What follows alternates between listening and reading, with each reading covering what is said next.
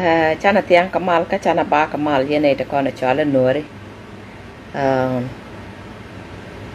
Bia palaka. Normally, a lot of people can go to a big lip ko and a don't be need one big ben. But I don't know I chose to and a don't ba right ba talk. Before canana ben. I hope no and a don't chia tiang kamal. I hope no and a don't chia ba kamal yene te contact Africa. I also hope no and a don't chukot ya jaku and a don't be a changwala ka be a chop wale. Araula ne kane ka merka mengwame, so I do believe on ne dong a diola niki. I mean a Tuesday yene de kon dong ka wala da dia mi. My topic today a very broad topic. Allow one kan along kan to content but right ka kwidian. Gore je wona ne biya ngaje wona ne titini to content ka let jinia let jitonio a chara ka tidong beka ka tidong lada ka gweje da dong cha chiang cha observe ka je chira ka manda dong chi ware chang ni yo mi chi chang chi je ka law le de long di we chang me le de le ka dong da ram ka la gweje no ne chang me ko je ko so there's a difference between one ne chi charu che la tre duora ka no na me ye pok mi cha ko proof a scientist ni we mon take ne ti chia mo ka topic ni take a topic ne dang jok ti cha kama to dong cha joko ne dong de right ka kwidian the way down dong be view ka jama ki way down dong be char ka jam ki way down dong gwe ka jamo a charu me gwe la wona ne kana la ta gwa make sure wona ne dong chi gwara ngwamo you type what you think and wona ne dong chi tuo ki dong da tuo ka je ki way down dong cha wa ka jamo and then brama do dien be war gang ku ba ka kwen ku kon ngi kon ro dan wi mon bangi balan ka jika balan ka bia chom ka ba chi chom bia laria to go ka ba laria to go ajan way down dong jal ka win mon ka lu so jan wa ka laro ne dong mi chi charu chi gwe wo ne chi jan way down dong de ne ma de lat ka je chu dal ku ne dong bia gor ping gwa me chi way down dong la kon del kwa comment ka je mo and then be comment yo chi comment yo brama do dien be wa kwen brama do dien be wo lok ku kon lok kon ro dan wi mon okay lo kon ro dan wi mon so cha yo ko no ne cha ti jung mo dan dong la man la kan da ka jama ka mer ka me ngwa me ka first world kon ne do kon cha la man no ri and then cha nyo ko yo ko no ne ngu ma dan dong lu wut me te cheng ki chek me ta dore ngu la go ra ka jama ka chaw ra thong mi ti tin ni ka gwe dan dong gwe je wo ne dong la to ka re te ka ki the way dan dong take a system and dan dong chogwe jo ka kon na bram ka le joko ne ku je la ngai di titin le kana to ka jinon kana ko ne nuori yes a put kana ko ne nuori ba de no cha chiang dan dong take nuori cha observe cha way dan dong la da ka ke cha nen cha way dan dong man dan dong da ka ro din kal kal ka je cha nen ta ka mane ta ka nya mare ta ka gan ma len gan gwa len all those things can dial cha ka nen and then chi gweda can way down don't talk a door cha chu gwe no ne this can be it I might be wrong ko ne man da la ko ne dong dak na dak a goal te gram dan dong dak a chiang mi lo no ne dong it doesn't make sense gram dan dong che ko ne dong bedung da dak bang no ma teten okay yo che ne rien dia la long chen chut kun kan dia chen ka bel ja ko ne dong ba ka kwen ko ne dong ba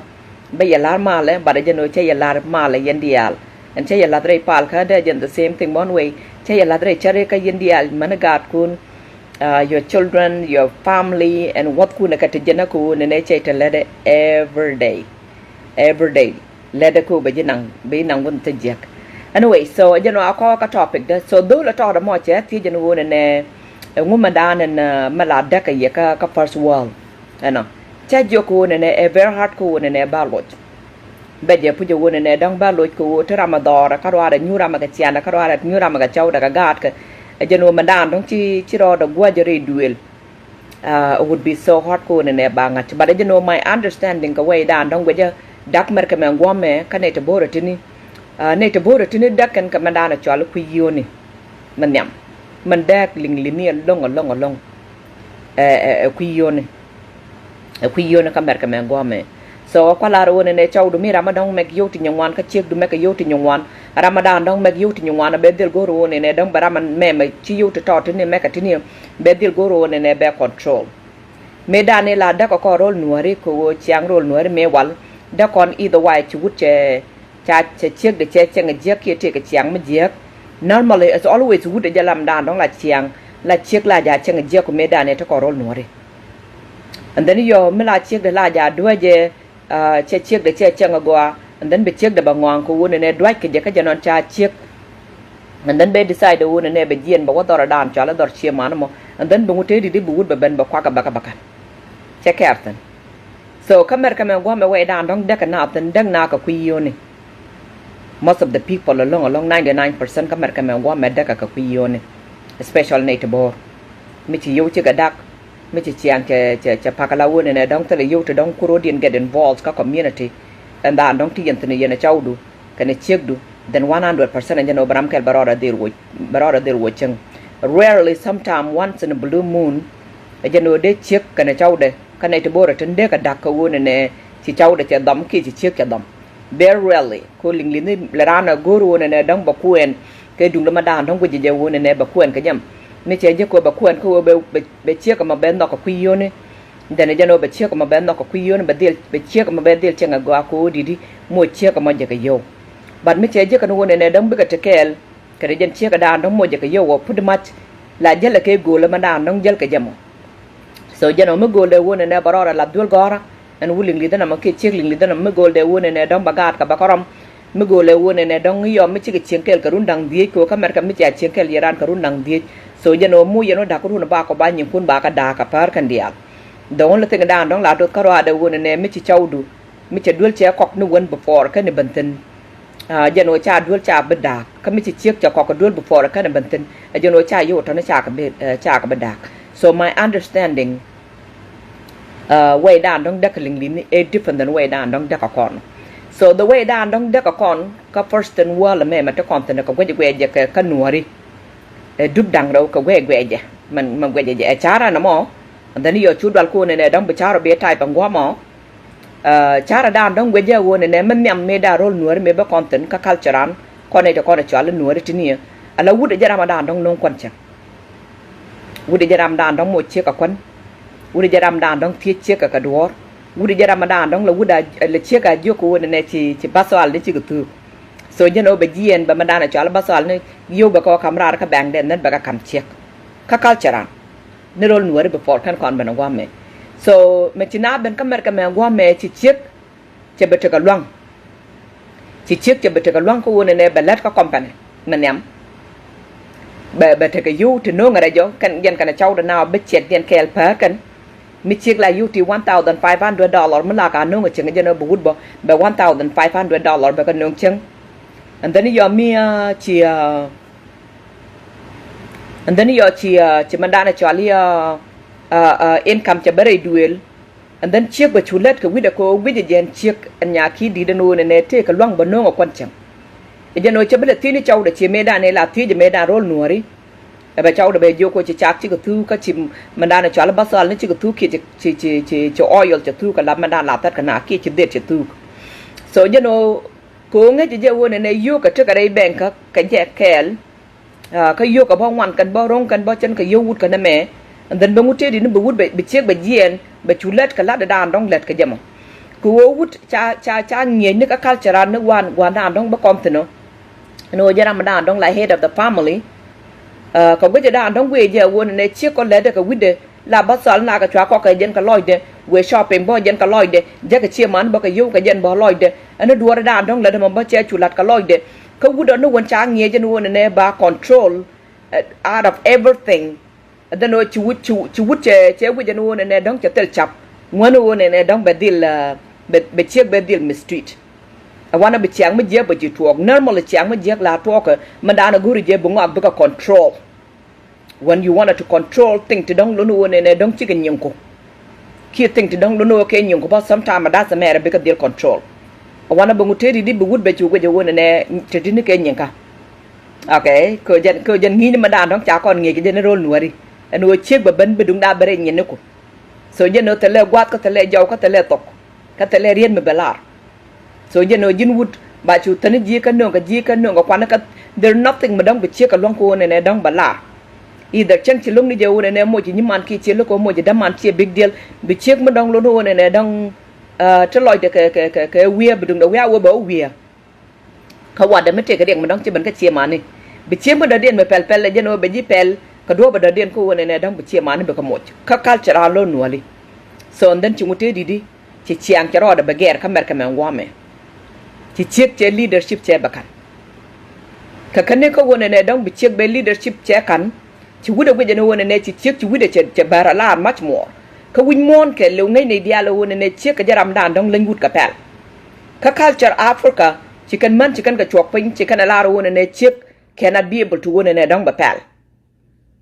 cha chiek cha wuda cha te pin me chi wuda ko gwe ne wona ne dang chiek ko wuda ka me dang we ka me learn more. Now she learn how to write and read and speak English. She even know how to win in a dung barod and nunglat. She even know how to win in a dung bagger katurbila. Not just only that. Not just only that. She knows to win in a dung bagad, baka dabka, baka control. Ka janon cha bomb again, so you know she would cha bail out. Wood has to win and never bail out. Cha wano kanajaka force cha actual polit. Cha wano win in a dung kanajaka kor cha nung kume. She wouldn't be the Joko way or re ganko. Meche gwe no ne dong cha pakatela way madong be chiek be jeke. The easy way no one ne dong barada gwat jok and then be jien bo ka Africa. Bo kwen ka nyama dong bo control ko wo now chi chiek meche wude chedit. Che de long ko ne be control. A wana ko wo jena gwe je wona ne dong ko pa na shini chiek. Bagad baka chu ban chiek.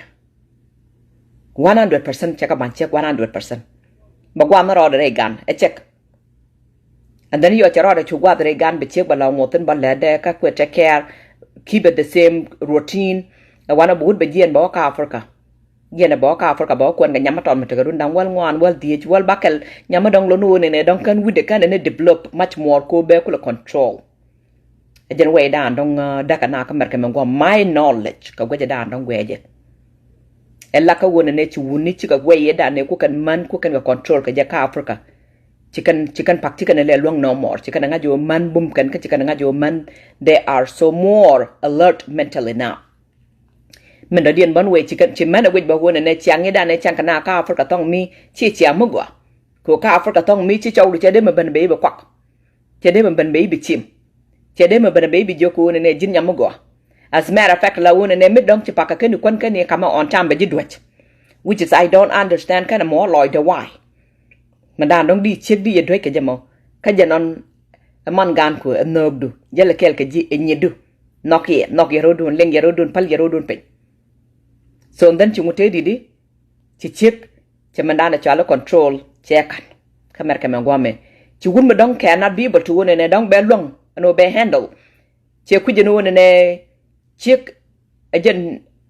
we mon kelo I'm sorry we mon kelo chick ja ramadan dong la ruech ching we mon kelo chu wun wa ramadan dong chiang a jo chick ke ruech we mon kelo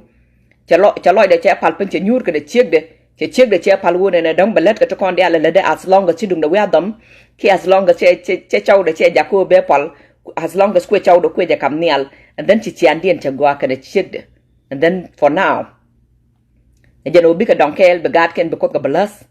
Ku right now, man got can one got taken care, and then also God bon way and can man can one dien can God a ton big a go. She got meant to con dong no in a dong chicho charo the water gan ko he cannot handle the pressure. Ku won in a dong cha will a leader no one. Ko cha kai catch no one in a wood no one, but the truth no one in a chijala wood. Chick a jella wood reaching. No matter what.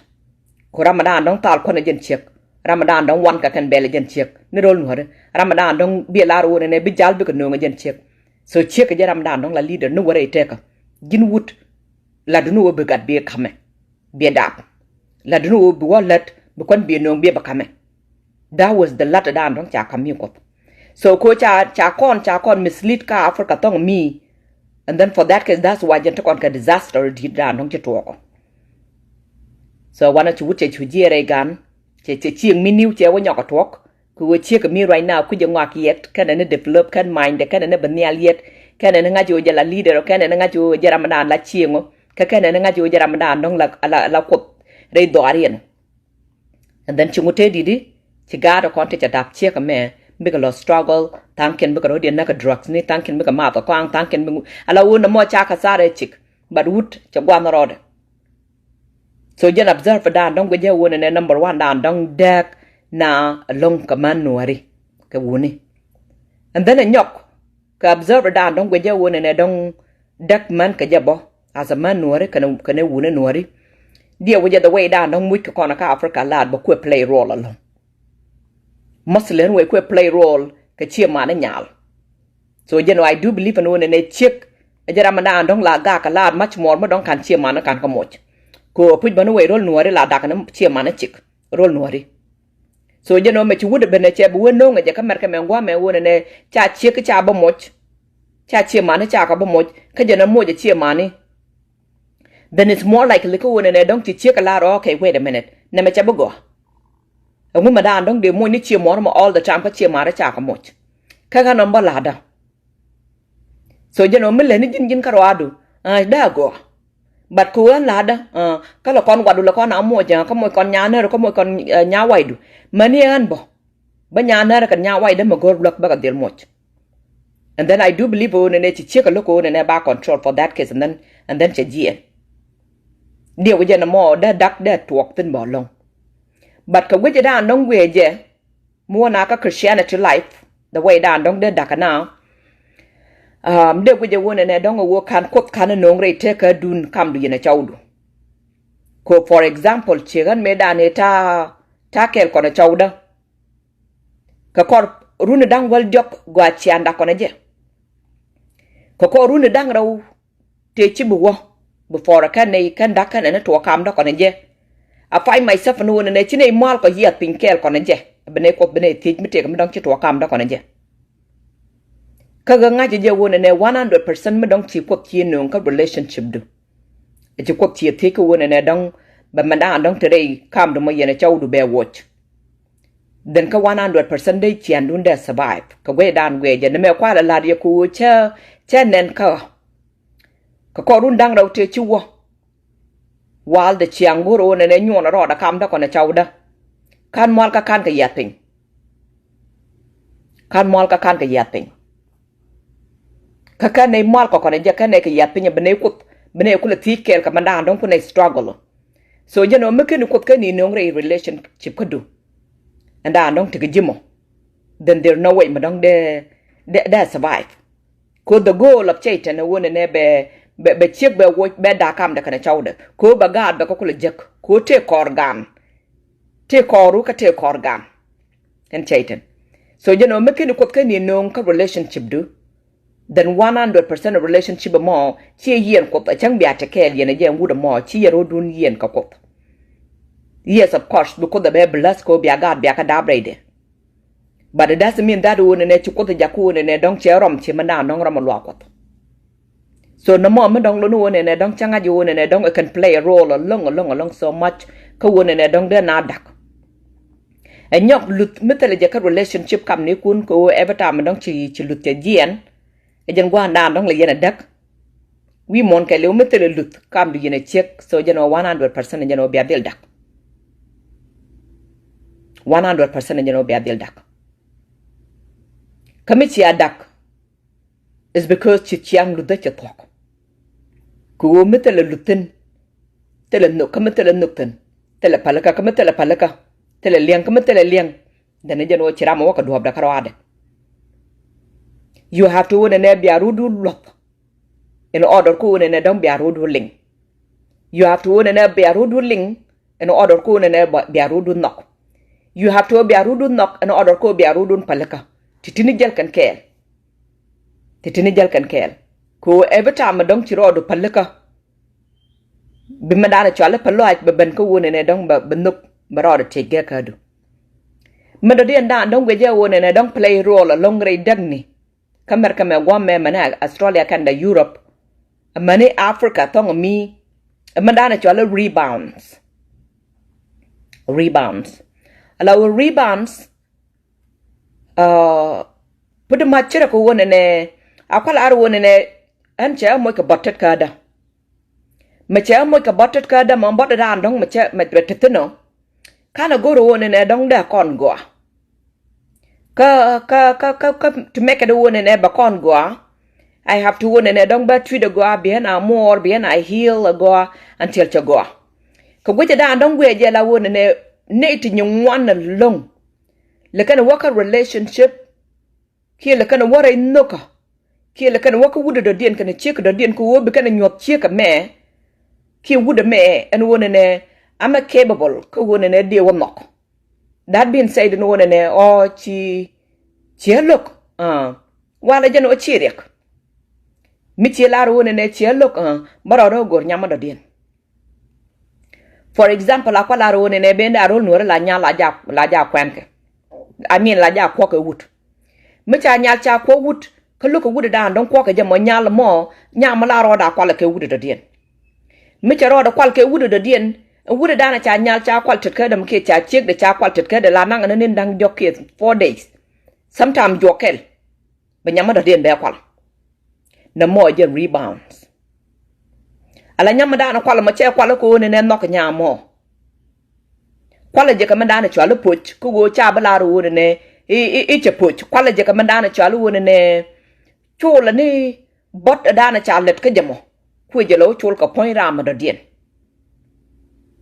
So we don't know what are we in the chim don't take a for example right now chadaka in run wall like a jadak completely. Chawat got the chatan can pad and bucket in chadak. So we don't know in a state cool and a dung baroda mo tam and abioth in a state cool and a dung by healing backan in a state cool and a dung baroda lokon jakun and a be tieder a jemi bagua tieda and don't cha hurt regimi over bagua. In the state ko wona ne dong ba mer ka ba ka jako be ko kon kut ko ene ramada ke le la te ga mer ene dakke le la te ga mer la ballo ay la teten no matter what in the state ko ba mer ka ba ka jako be ko kon ko ra in the state ko ba ro kon ti ken ne mo ngum da dong daka kam do kon chawda is it chawda te ga dwero kien te ga dwero ko ngum da dong ti tuoko in the state ko ne ba ro la ko ya la ka financially emotionally, spiritually, baroda la kon connect alan point baroda ko ya la ka lagan point. The first thing that I will do, I will make sure one ne ba jien ba wudo to dien ba gor. Yo cha wudo dien cha gor ko go loy da kana go ka kan boda dan tare loy da kana kon ko da kana deal. Abukula trijin ka PR mi biena ko la nyu lero wo PR me PR mo lono ne dong cha na ma cha je ka je. Ba yoro roda ka relationship ba would back when mandana cha wut cha kwen cha nong cheng bne bi nyur cheng kel kona je ken nyam kwen je ke wi ja manam ko ngem da wana cha to gwa de cha to gwa kel ko chi dang nen ka pa dam ba kel ki chi dang nen ka ron kel ka roade ngem da cha to gwa kel now mo right kon a wana mandana chi chiang me dane tika to mi me daka me cha be nyok nyodo jara ma me be nyok lo kata ye dan e teka kam do ko ne wud mi so je no chiang e je ke dan e cheng ne ro da ko ne je ko ne wud mi ba chiang je ma be ba jaku ne ba wud me be cheng ka jaku ra mamba now kan point da kan kon jaku ba gwa ka ro do mo ke tam ko won ne ba ngep da be la kon jaku ba kwat ka ro do mo ke tam ko won ne po point da be la kon jaku won ne dong be te ka gwa so je no chi mo te didi bo ka relationship by mistake.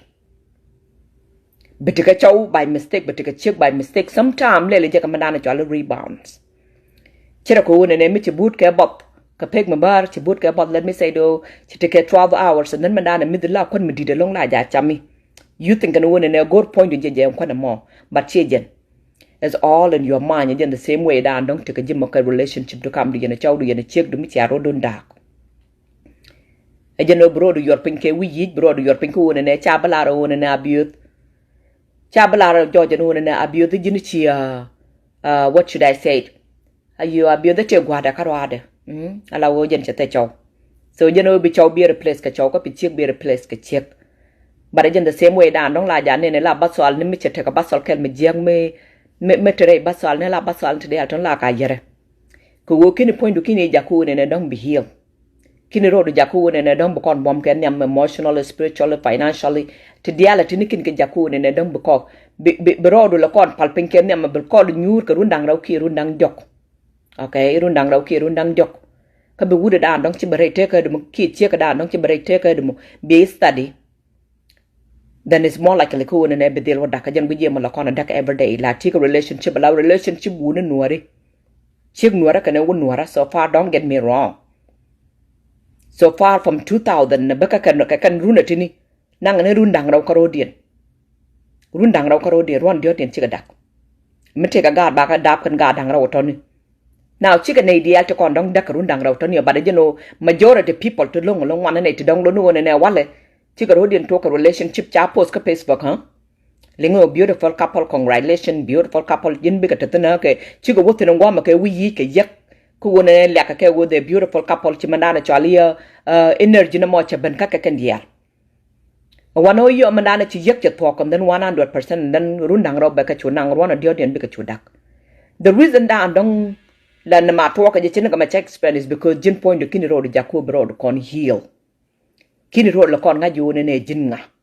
kin ro la kon nga ju ne me da ne chalat ka nga ka me edin ngu ka ngu ma da dong len nga ka me je kam ka ngu ma da dong to ka me chinam ka ngu ma da dong wa ka wud me ka jam ka ngu ma da dong te ka chiek me ka jam you will have to win ne dong your rod ka ani chiek mi chin ne changal chiek lat bi ro del yortan man wud ma lo no wud lat ba bro del yortan but and then ko wona ne kin ram mo ken ye kon nga ken nyam ken study ken nyam and then bu te di bo dak yene je kan point du kan je chol kan nga ka mo ken e chol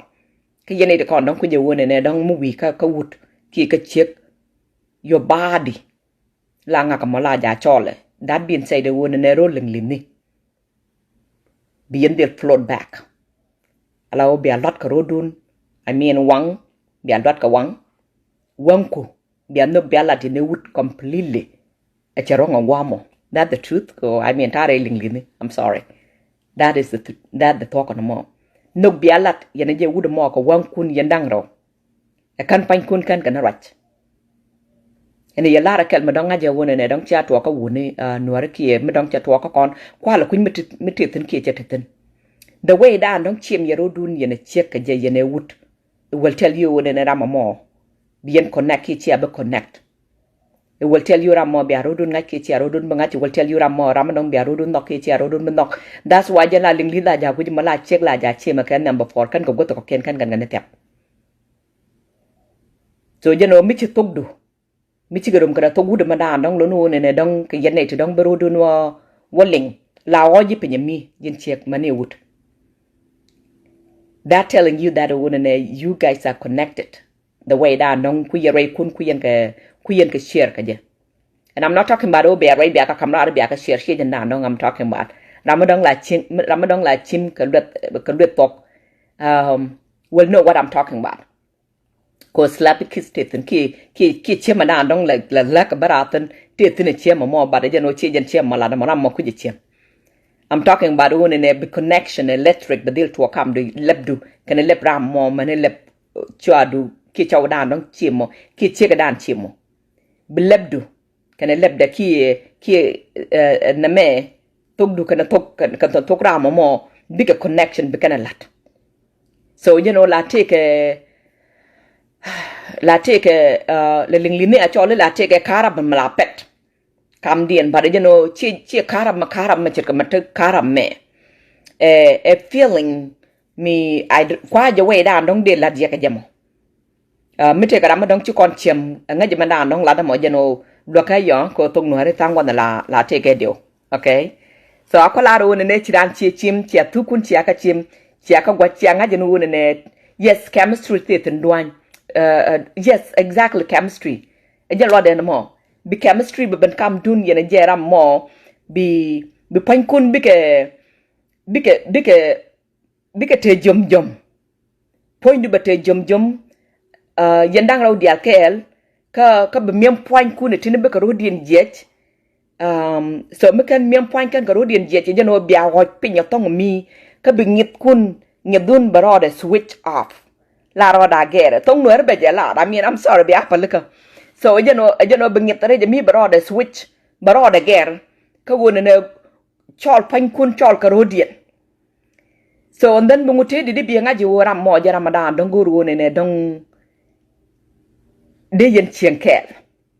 awano yo ramadan don chi arodun ko ngajore wang ni kure ni kun ri ka tok dun ka we dan dong chia ro dun chim ka je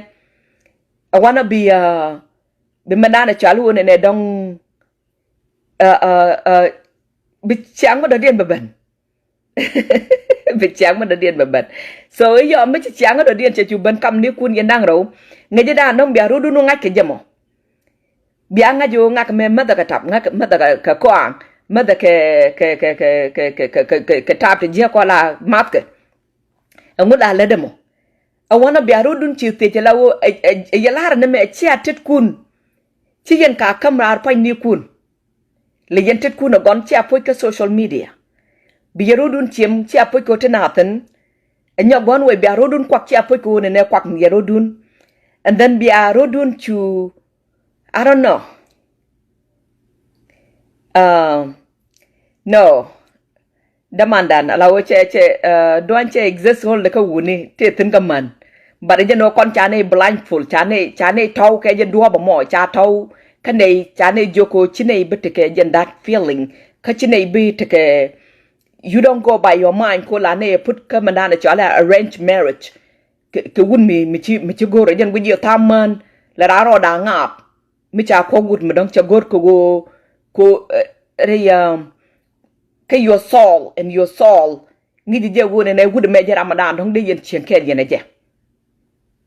ngi jaram me jaram dan dong de yen chen kel yen je So for that case, me chi wuda ma chi chu ngat chi check ma chi chu ngat completely no ka kan ngene de kon dong de chen kel and then bi chiang bi arodun ko tich ko remember now ala wo point dun kan point ngaka ma go ro da ngat ro da a point kel aram kel a point kel me chu ko da chakel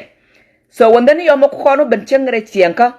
we will talk about one ne no ko bo bangar ka piu ngok no ko bo year Noko ne dong be mit ko kwana men noko bo ka restaurant noko be ti altin be ka lelan dan yo the moment dan dong chiaro dun ko ngach re chiem ka dun ne ye toni chang len ka lo chang yo ka chi ka dak ke wun dam bakel ke wun dam baro ke wun dam badak ku mi chicken we are dak ka rodien ko they know each other no ne pankien again so ko wo la kon chwa rush from relationship me and then be we ba nyo de would me Kaba nyode chiek me wone ne ama capable ko wone ne ba nok ama capable ko wone ne ba wudu de den ba nok kam capable ko wone ne ba chiek de den ba nok kata ma dong ti ke your messenger ne ti jekti man ko to go wone ne dong relationship de bo nyok pele nyok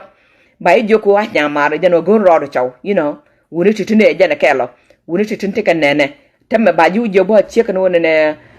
wudu de den ba wone ne go ro do chiek mu de den you know man ti ne kan dia la kan kelo The truth no man che kada kela ko wuni che kada kela wi mon. The way that don't dap ga the process in the jana kela. But you know chenka goal.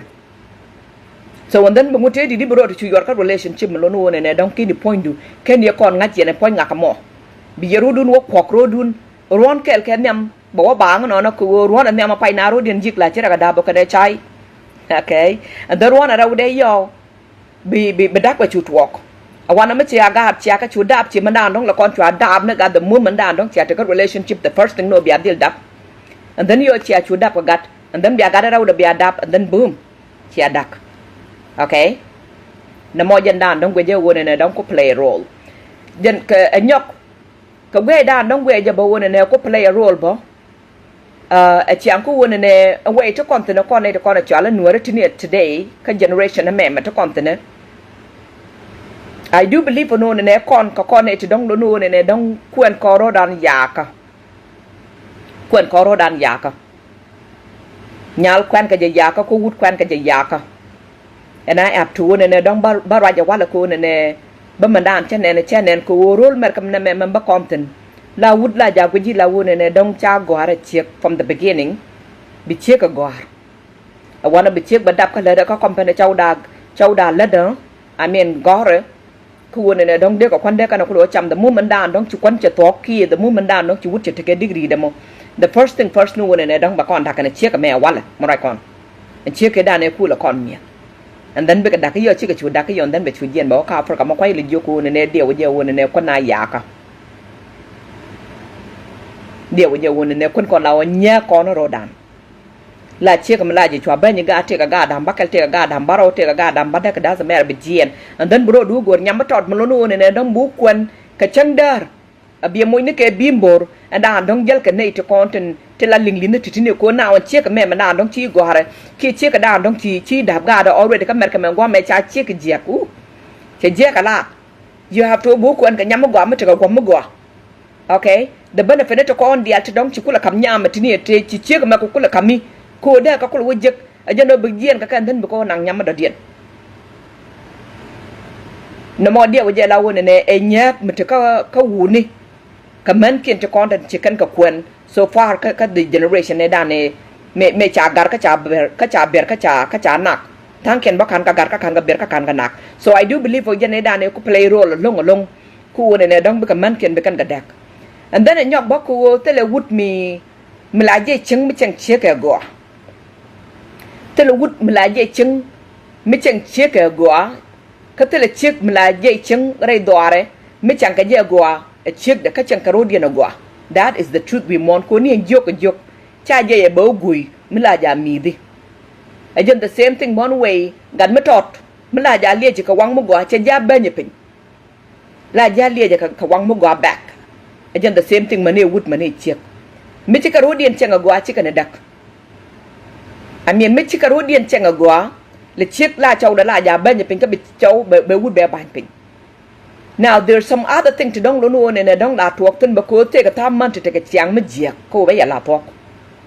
And I'm sorry this might be able to win and I don't but time man be kana la ro ken wood e ken chau na me agwa ma ken and the truth no me ken chau ken e kon chang jia ki chau de che de jian. Take a time wood to don't chiran loy de che dong of put no and even though check de chang e jia ko da ko mu la ka rei kala de ka ti jia ka je no ba nyur chang ko chi nei dap ko na je. Tam wuni dây ken cái chiang gia kaman thao muốn dây ken cái chiang gia kaman đã là chiang gia là già nông cái chiếc cái vua bà châu để bé chiang gia vua chỉ vút để come to con tial tung gore for example mấy chú vút để come mà cho lại attention rồi yoni mà nhắm chú vút để come on này đóng bé quay qua bé là cô nhắm quá chú vút để luộc rồi chiang mà đàn đóng thì cầm thằng cô roll mà cầm qua mẹ lết chiếc cái lết vút so giờ nó can dial physical cái cái bet dân chiếc. Okay, you will get physical madan dong chalu ne dong bullet ka company be bencheng yo begad be ka take care be bencheng be kwan be batal be bencheng be would be moy take ka tam won to lo ne dong even though chick do let ka company 7 days a week a jeno be dung do ben ci gwe ni je won ne la da dong let ka jimo bu jini ya jan dan dong most important ka chick ko ba let ka company a wana be muteri di be dung do ben dan be betul be balat bor jin wot moy no ro TV li be ni chick ko ne be jimo ka door and then chick la ngwang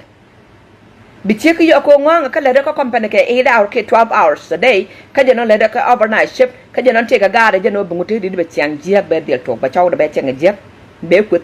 ku che chu be chiang jia be kut and then yo che chu chiang jia and then mo te di bu be del jien ba kai ra it go both way again the same thing mani chick one way mi chiang chaw de je jia che ke chiang na dong cha la da bo je no be chick ba del jien nem chwa de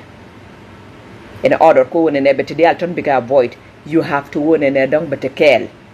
ko ko bi no ka relationship do now te ka tam man te lo no ne dong te kan kun ne nyet ka dien dong cha nyal cha ru de chaw de ke dong cha kwa la chaw de bia chen kel ye chaw do bia dap ka gat dang wan ke die ke man ga dang ro do bia ka dap iyo chi chiang ke je ka state ko ne dong de yen fix ne je and state ko ne dong bia jien bia mandana cho ala therapist bia go state ko bia jien bia mandana cho ala pastor bia no relationship dun ko bia blok and state ko bia ko bia no and then tang wan le wood la wa ta na ro de ala when I have to say this so just get disappointed a lot take a tang wu ni thanga je wu ne dong they are not capable ko ne dong bim mo ko bi kana la ka man kien ka gat kien ka mat ka man go me ti chiran jien cha gat cha ka ban ping ke chek a George ko wo che chiang che luang dan che jien che ro da lo gur chiang man ro da lo ya ka ja ka Africa thong ni thế mà lao be quen ke bimbo be mo ne ke dham ne everything lao jen phu je le design ala dung de man da dong go ra ma ka jen man gan ka wa me ja wa me ku struggling ka gat ka ne check de I mean ka gat ta kon ta chikan ka dap che ka ban check so jen ka ile jo ko ne I feel like chi generation me nya ka na ro de ala wu ne ka na nya ka na ro di ala wala nya na da ja we had the dorian be badap gat ka gat nyong wan along and then you be chu yor pin ginon chiru no ro de chira kamanda dong chi tuang cha tet tuang ma cha tet cha ja nya ko loi gwa ke le dan dak wuni there's a 2 3 4 men te lo no ne dang binyal bi lo kwen manda dong cha dak ka chau de te ka ga dang wan ki di ke ba ke te ne ka ga dang ro ki dok ki wan wuni to kon te cha lo ken gar kan ti che to ni ke la che ko manda ja wa kwen no ka be ga de to ne ba ka rom che ne ka ga ke ko wud da ne chiro da gwa dre ga na chi wut it was not a man from the beginning so điều giờ cho này cái con đông già con cái giàu này đông bà con ta cầm mệt cái mày còn quay đàn đông quay giờ thế chàng man mình giết tiệt thân bỏ thế cầm man thế trong vú ni để giết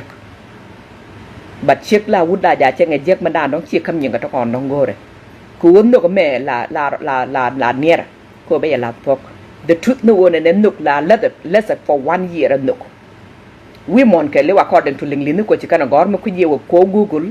nục là thu cái 1 year but tin cái 1 year mu wo po cái 1 year mo you know but mandana chala companionship baro ko kick in ki chiang goi la ko na chala chiang goi ki chiang kan ko woni ne dong te kon de atele yen ka lat bi ka rodin ko lo won ja ko ne dong bien ko lo remember ajan kula te ko woni ne dong bo kon chiang moro bran chiang ka pe ka bar kana chawde tang wan de you know de mandana chala nu gana da ro da kan den nu gan da ro da kwal and then also then look nene to kona chalu wona ne dong chien tu du da ro do kwaltin and then also you know then look nene to kona chalu wona ne dong man ko kan man ka kuji mi kan dial de ka ro de mat de ro do matan and then bungu te di biya chian dun biya yen ko wona ne te man ko te ka tin te gat kun te ka tin te chien tu du te ka tin te chien tu ne wuda ne te ka tin te mala wona ne te ko batere te ka dun and then for that case the life will continue ko wona ne dong biya ro dun yen kel yen je ka chiek ka ne chaw de ko be ya la tok ci ko ka chakel la ran ka ne nyiman ran ka ne nyide ran ka ne daman re te ka de for example la wona ne me chatat ka titini cha ka mat kel ci mandan dong cha ka mat kel ka cha ya da me cha la trejo ci mandan dong cha ya da me cha la trejo right now de ya da to da me de remove the ro da watch ka de ya da me de remove ko wona ne da jien en ya da la nyut ka na and then they yada me madan la tamme they watch they ro da dak badala yada me madana cha ring cha latine chene de lonko ne they move yada me madana cha kuen cha latine chene lonko ne baka dak mi che yet ka cha ka le like this che yada dara me cha lat nem che manan long cha lat nem this is a trick man dong lo ne dong cha nyo da to represent ka Chinese no ne rama me madana yada buddha me there are dark and this is for someone else and yada me is for your siblings I believe chirmiche la no na chawe yada to me for your family ke your mom and dad but then yada me madana kon ka kone chero da dark mi chitit ku chiga matkel like this okay mi chitit ku chiga matkel like this chi yada me chi la niam joko chi madana dong cha la joko re jami chi yada me yada dara me mandana yad kun me chero da ber move ku chi ka da chaw jal kan kel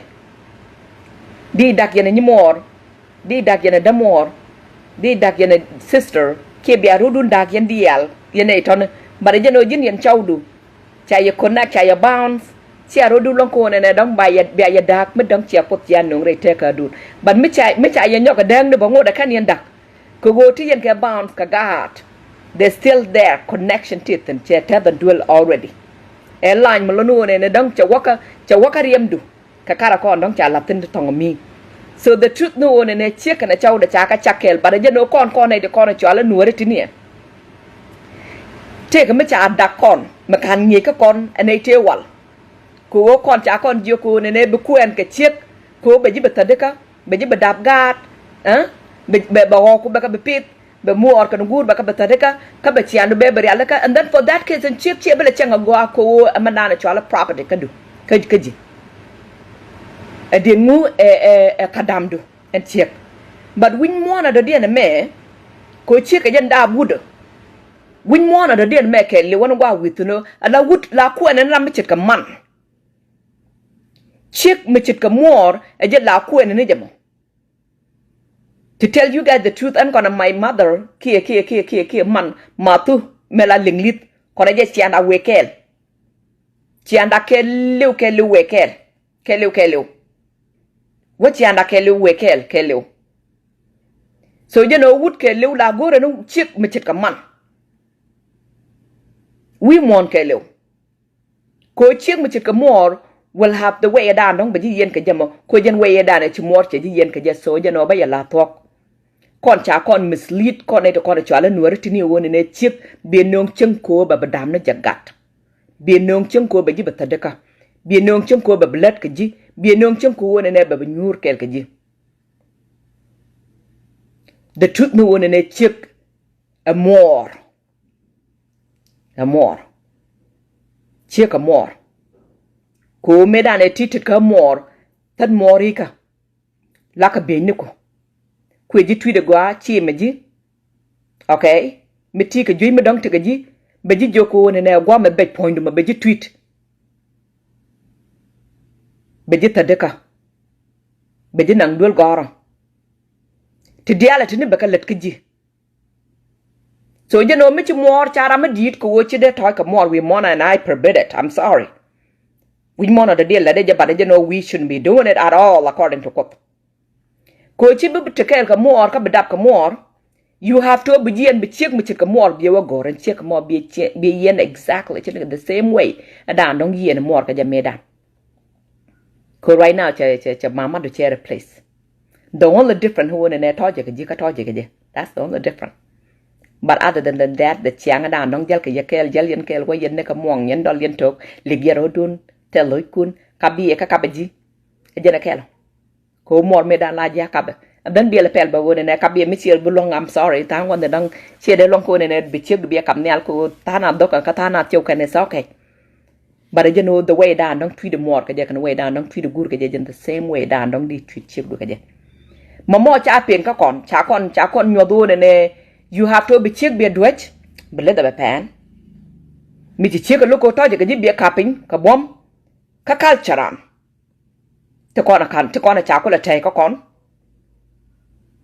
kamer ngwa me mi ci chaw du che kapin nang ye ko kot yan ka je kami ci check du che kapin nang ga je ka kot nang ga ye ka kot biaro dun yen ko ne me you cannot control it che dung du e dung ra mo be ko la kam ne ji so kon nyodo ne dang ko ro dam nok okay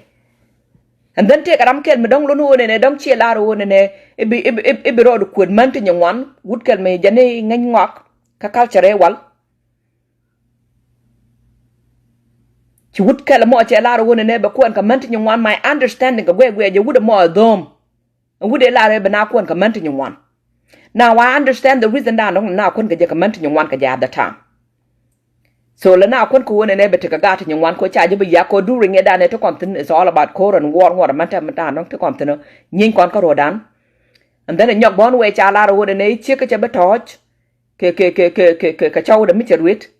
that's a lie and then nyok la ro ne mi ti ko hok ti nywan e je do bu ko be ka rew so je no ngwan ne dong be ka kwan ko be ka kule benefit with investing at the time. So dio ko tonne kana kon dong gwe wona ne dong la na kon ka kana wa long time ago but my understanding e would me pelpen me do man me chiro do long ko ne bete ke chekel me cha higher a chaiten ko do ba mo madam dong chi chekel che jirong ka tojo ka chu wut kel che jirong ka tojo a wo ti ka chaw spiritual me la chaiten ka ti ka chek spiritual me la chaiten me la to ka ji ka war ka to ka ji ka chang dar che me cha la last week. And then so for that case and check down don't you got to come more. Change certified until you got che teach. Che spirit ma che de wo re point we jan we ma la man to wan long la kana dom ko la wonde wan long la kana dom ko didi cha ka mislead emotionally a che and spiritual ka de body panikian. Ka jan we ma la wunu Nuer ti nywana long ko ba ya la to wunu Nuer ti nywana long. Ti nywana long la dan te chenkel kana chawde. I mean kana check de. La li ba no chi check de che nien ya ka telephone ka check da de. La take a manta cockien. Raja ka manta cockien is because take a chick spiritual imitating. Na mo kana nga one now I know and now you know. Ko chick is supposed to da jirong. Ko chick nyedu. Gwat kana jarare nyit kadu. So you know me chukwa the chick wo me da no bet kacheri wuni. Kana rei man thì nhung wana jeno da nhiệt dang jok yung wana kala kamra re point re nhiệt kadu but my understanding che nhiệt kel che kamra nhiệt kel karwa de jene chu kamra chu chiek chu kol bachaka je ko bi chiek ba ko de jalge ka wuda chiek a tie buda chiek a cham wuda ko cham e week kamo na ka reality chiek a nyedu chiek a point du so jeno te diala tan me don kini ka jaku ne don ba ka gang be jitil dak yene chiek du ka be jitil dak yene chaw du that's why I'm saying this and one ne ka gwe je and deka kon dong deka continue there's a lot of things to dong cha te ka kon te kan ngach thank ken check ngaj right now ka wa ka mangai ken I'm thankful jeno thi ko ku ne dong be jimo ken knowledge ko be ka ngaj more chiek du e dum du gel gen kel wa yene ka kel you supposed to win ne be jal ka jakel ko jin mi ci wu jal jin karwadu you will be jin karwadu be jin lonely jen gwe te ka daka di dana ci na daka jama wi mon tan woni ci ko rodi no rukwa ke ling no bana je nyob man no tele ci mu nyudu njaje nyudu ne rodu jin karwadu ci fail has a husband ka ci fail as a dad and then ci fail as a human being so jeno mi ci rodu barka ci ci lo nyudu wudu man den mitike ci de bako gwe longa ci de jin karwadu man da ndong ci rodu fail and chieka mo she have a priority mi dong ba take care chi mandan dong te gad ke chi mandan dong te chi mane chi mandan dong te take do dien mo ba take do dien take chi kula tol ku ne belat be walat be lo take care bara yo kala lar mandan dong jo ke yewo ne cha kon pen kan me win mo na do dien me take chekel wi mon karo ada jeno te kon dial te ko la struggle ka katini jeken ke for example mi chi kwen ke chekel the benefit ko bu kwen ke chekel wo bi chu mien to ka kel mo manem drama bon way ba chwa drama ma kel mo karo ade ka jen chi ko mo marawde ma dio dien bon way an benefit da ndong no ngching ka de ma no ngching bia chu cham bo yen ka benefit bon gat kun bo bia ka chu gora la yen bia gat kun bo bia ka chu nang dul gora la yen ala wo tele ma do dien ma dong bi yele struggle bia dul bia chu kok bo to bia kun bo bia ka chu kok Latek will be so much easy and beneficial. Re take a dun kam du yen je yen check mo me dong take me dong dali ba madu bo en check mo ka chaw du bo be chwa madu bien dang ro dial bia chu mat now take a tana te dako won ne dong chiram dom yes of course la dom la tuoke ba dom la be ka man dan dong chi wut kana check ro dian dot re kulli re pan nikien mi ci chiek cha kamanda no gore re kolli kien ko medan ka cultural na mo cha ne joko ne e ci beriere re kolli okay awaji ne chu wudu chu nyu driere re kolli awane ne toy ni ci ke yang mi ci boot awana boot ba ko kwer karo ade and then yo ci ruet ken a jin chiek bon way mi ci point ci ga cha heal ke ken heal ba ci big deal a jeno bro du lo mor ko gwanda ndong mor ro do tino wana ba mute didi bidung do wona ne you just there ko begad bekadap tele mandana chala connection emotional ko wona ne beban ko man la kana bete ka tana te chakuni je wote ke chek malabe I was so shocked I would kan madang che joko wona ne e man la kana bete mandana ne be kon wona am like oh my god jin won madang madit you grandpa you should know that all ne be kon man kam mane wood bo be nga jo wona ne pe ka dan dong chek be ka je be ne ka no mo cha te ka ne cha te ka man ka cha deny ka ne kon man cha pan ko cha ka denied but ko young generation me cha ja ko ne dong cha ja ko cha wang de chelep chi dak me di chet wok ko chi chaw de che jilwang ko wona ne be jilwang re kuli again the same thing mon we chik do ba chi le chi wud ba che le rong re kuli so for that case jeno be del dam again gwanda ndang la dom ba ten dom la be ka duk dang ro me cha pak cha ro do rong re kuli kun mình nhắm mà đâu để mình đóng chặt pakala won này đóng chia như cầm cho con dia là cô financially and everything okay mi rung ni chiếc du cái cho con dia cho gore cái rung ni cháu du cái cho con dia cho gore thế là won mà đóng dia là đam ra cái thế là chiếc mà đóng dia là đam ra that is the fact but and then me chi cái mình đang là cho lấy chơi trên spirit đang đóng dėl cái gì mà mà là thôi cái gì mà cái water bị ngay nô này đang thôi chỉ cái nhà nạp khi bị lực lẽ cái ô chỉ thôi cái nhà ngu ngặt tiếng ở trên cái gì spirit đó mà until chi chạy tới đó mà chi quay đây point chi chiek du kana chaw du chi yero dun bi jako bia certified satisfaction bia la re te ka du chaba to wako. So you both have to win and don't be a rodun kam kot ya dang raw ko won ne bia chien kel yene je. So chi ne ting wan long chiga dakalat. Ne ti nyung wan along chiga dak for those kind of reason. Take a chick mugwa me intelligent and smart kind loving sweet and come a chia more ngwak diala ko kajin you are too busy. Ko won ne you chasing other people out. Chi mugwa nan tang tan nyam do chi kwich. Cha wang du cha kum jan che tan nan dong jel ka jima. So I'll say this. Ko chia na poch. Yeah, kwa rodun kam to kon dial go rien kam ni kun che kana chawde. Kam ni kun yen dial kelen dan bidaka dan dong to ko kon baroda kap chon ko right now to kon nga jo table cha roda rit. I'm sorry, me kan yen kon nga jo table cha roda rit ka table cha roda rit. Chira ka way down dong read table ne to bor kan ne cha read roda right now. Medan generation 100 years ago medan ramabore jara madan dong yen win mon kelo. Ne ko da dan cha lo ko Jesus che cha lo che la ro ri ramabore right now mo right kon betok rar. Chi win mon cha roda rit ta la ramachar. Kana manana cha la power right now mo right kon. Jen dan wi yana mon bon we ka Sudan chi jang che power che kan. Ko medan power te da Nuer. Ta right now to kon ke wune to tam to wune Nuer ti they don't ever care. Ka te gan kien ki ka te kien. As a matter of fact la wune ne they don't ever know gwandan wa ka tena la jel na mam. Kai na ku jibna wat ken le dan madan dong chi wune Nuer che ku len ku la jala gogok. Jele gogok madan ku ka rodien le ka rodien ka community dien. Batong mi yon ne amuda janga tele le ka rode. Chi confidence se dan ete ka wune Nuer che liu che jien. So chi win mon cha roda rit. Chi win mon cha roda rit.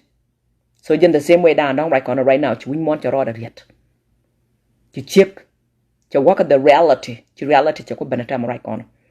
So jin wun Nuer ma dan dong beja ma chudal ka nyama bum of course. Yeah, ko beju luck, bejiram, be take care. You know, long ne lat more than wuni. Kamerka mengwame, and I'm sorry, the truth. Man long kan lat more than wune kamerka mengwame. Let a con the altalat katina kamerka let ka man Nueri. Let ka man Nueri. Everything to con lat katina let ka man Nueri. Cause that's how supposed to be ko merka mengwame to con the altalat katina gwame let ka man linglini. Wood la we lat katina wi ko am linglit. Mikan yena ngach. And Ramadan don't let ka merka let ka company ramabor. Kele Ramadan la manager linglit chick. Rama la manager we linglit chick. Rama your boss linglit chick. But you know Ramadan la CEO de man dini jen. Bawa la tin la wood. But Ramadan dong ram tar duel. Tir duel ka ngani. A chick a company. And what within a woman ke liu chick a Ramadan dong take foundation. But ko chala ro ne wood has to won ne be chick be chow the bed look. They put that in there. Okay? So dân đàn đông guru này đông địa mặt gì? Ông muốn điện mà đàn đông là địa là u này đông là đắc là tua cái nhọc cái gì? Yes, mi chi yero du lut, le yero du no kodrei doarun dan ya bedak badel tuok. Bedak badel tuok, dak la tuok mà đàn đông chiaro du lut. La dak la tuok mà đàn đông chiaro du lut chiaro dun palaka. Ko palaka di de lo. So to tone kana kon dong weje wone ne dong la dak la tuok ka there's one of the thing madong aje wone ne dong la tuok ka emotional gore je wone ne bara ke emotional la nyok no gore je bara ke emotional yo ke jok. So right now gore je wone ne bara ke ka kujne ne to kon te la te cheng te le chek la te doru chek batere doru barandan begin bu gore ka man to ko kerar. Taman la ka pel ken wone ne kon chek da chine jel kel ke taman ba ka joko wone ne kon chek da chine dakarun te nywan ka tene chenkel. Okay, so it's fine. So you know me cheju ko bro to confuse jinu the mo. Tire duel yene chekel nga ke je wone ne yene chek tu yen chenkel yene je. Kan dan bi ajal gur mandan dong yen ka pa de ke dong bi ajal gur mandan dong yen ka movie theater ni ki dong wo to ko ken kon dong yen tin bi jal ka kel bi chek du bi ban pin. And then bemanto ko ken biko guru of course ko social media biko jokan wone ne e gane chine da kono chek da kati re cheng re kele re duel kelo. You are confusing yourself. You confusing yourself. You are not confusing chick at the enemy. Madam don't go one and I don't bull la ku the point no one and emi chidaka put come to get a chick to either jellian kel ke chia jel kel. You have a right ku one and abroad to remove me take madam chilok. Lana la one and emi do what your bet they take her do. Chidaka talk me to do what your bet they take her do. La do remove no matter what. And the madam chu do chapela go. So you know me we were la one and I check that chang a jack. Kati yere duwe la kelo. Okay, kati yere tit kade. Kaja na mo. Ko mi changa jijia ka poje changa jijia kan check. Instead ko na dong bu goro man to koken. Angu chi jayo na me free will. Chen yung ni jiyo wona na daka yene check du. Bada jeno jiyo kan jiyo chu man to koken chu goro kati re duel re do ara da dong titno. Kula ngar ka nyanat re duel. Tikel ka je. Kwe bele ku kwe ka pay, kwe gat ku kwe ka miet. Kajinan gwa me la wona ne chi mandana chala zipper da rate Barcelona ko dumo chielo ene wap. It just don't work like that. So you know, yes, you abusing your brain, you confusing yourself, you hurting yourself. Michi chiang ka bet talk a chiang ka bet. Churo do mo ke two way.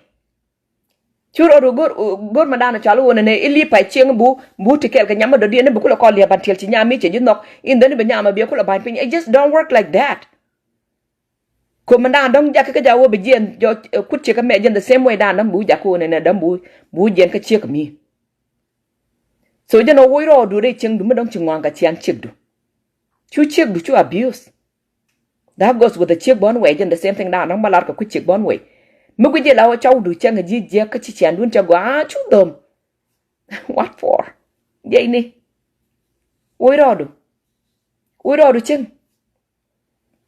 And then me to kon nong gwe ji wona ne nong bu ko gwe jen then man nong bu lo gwa ra thong mi ba lo gwa. Te kwe ya has a res. Te kwe ya long.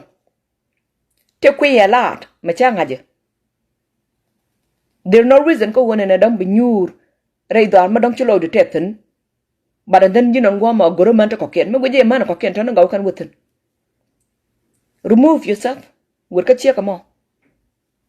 Come my understanding mi chi chieng madong lo ne dong cha pan kun chi ka rodien kon gor. Then you know you are going ka relationship ka mandana chala rebounds kan emotional feeling. Kini kon talk. Mi chieng mo be bio ban pin ka bi wur mo ba bio ban pin.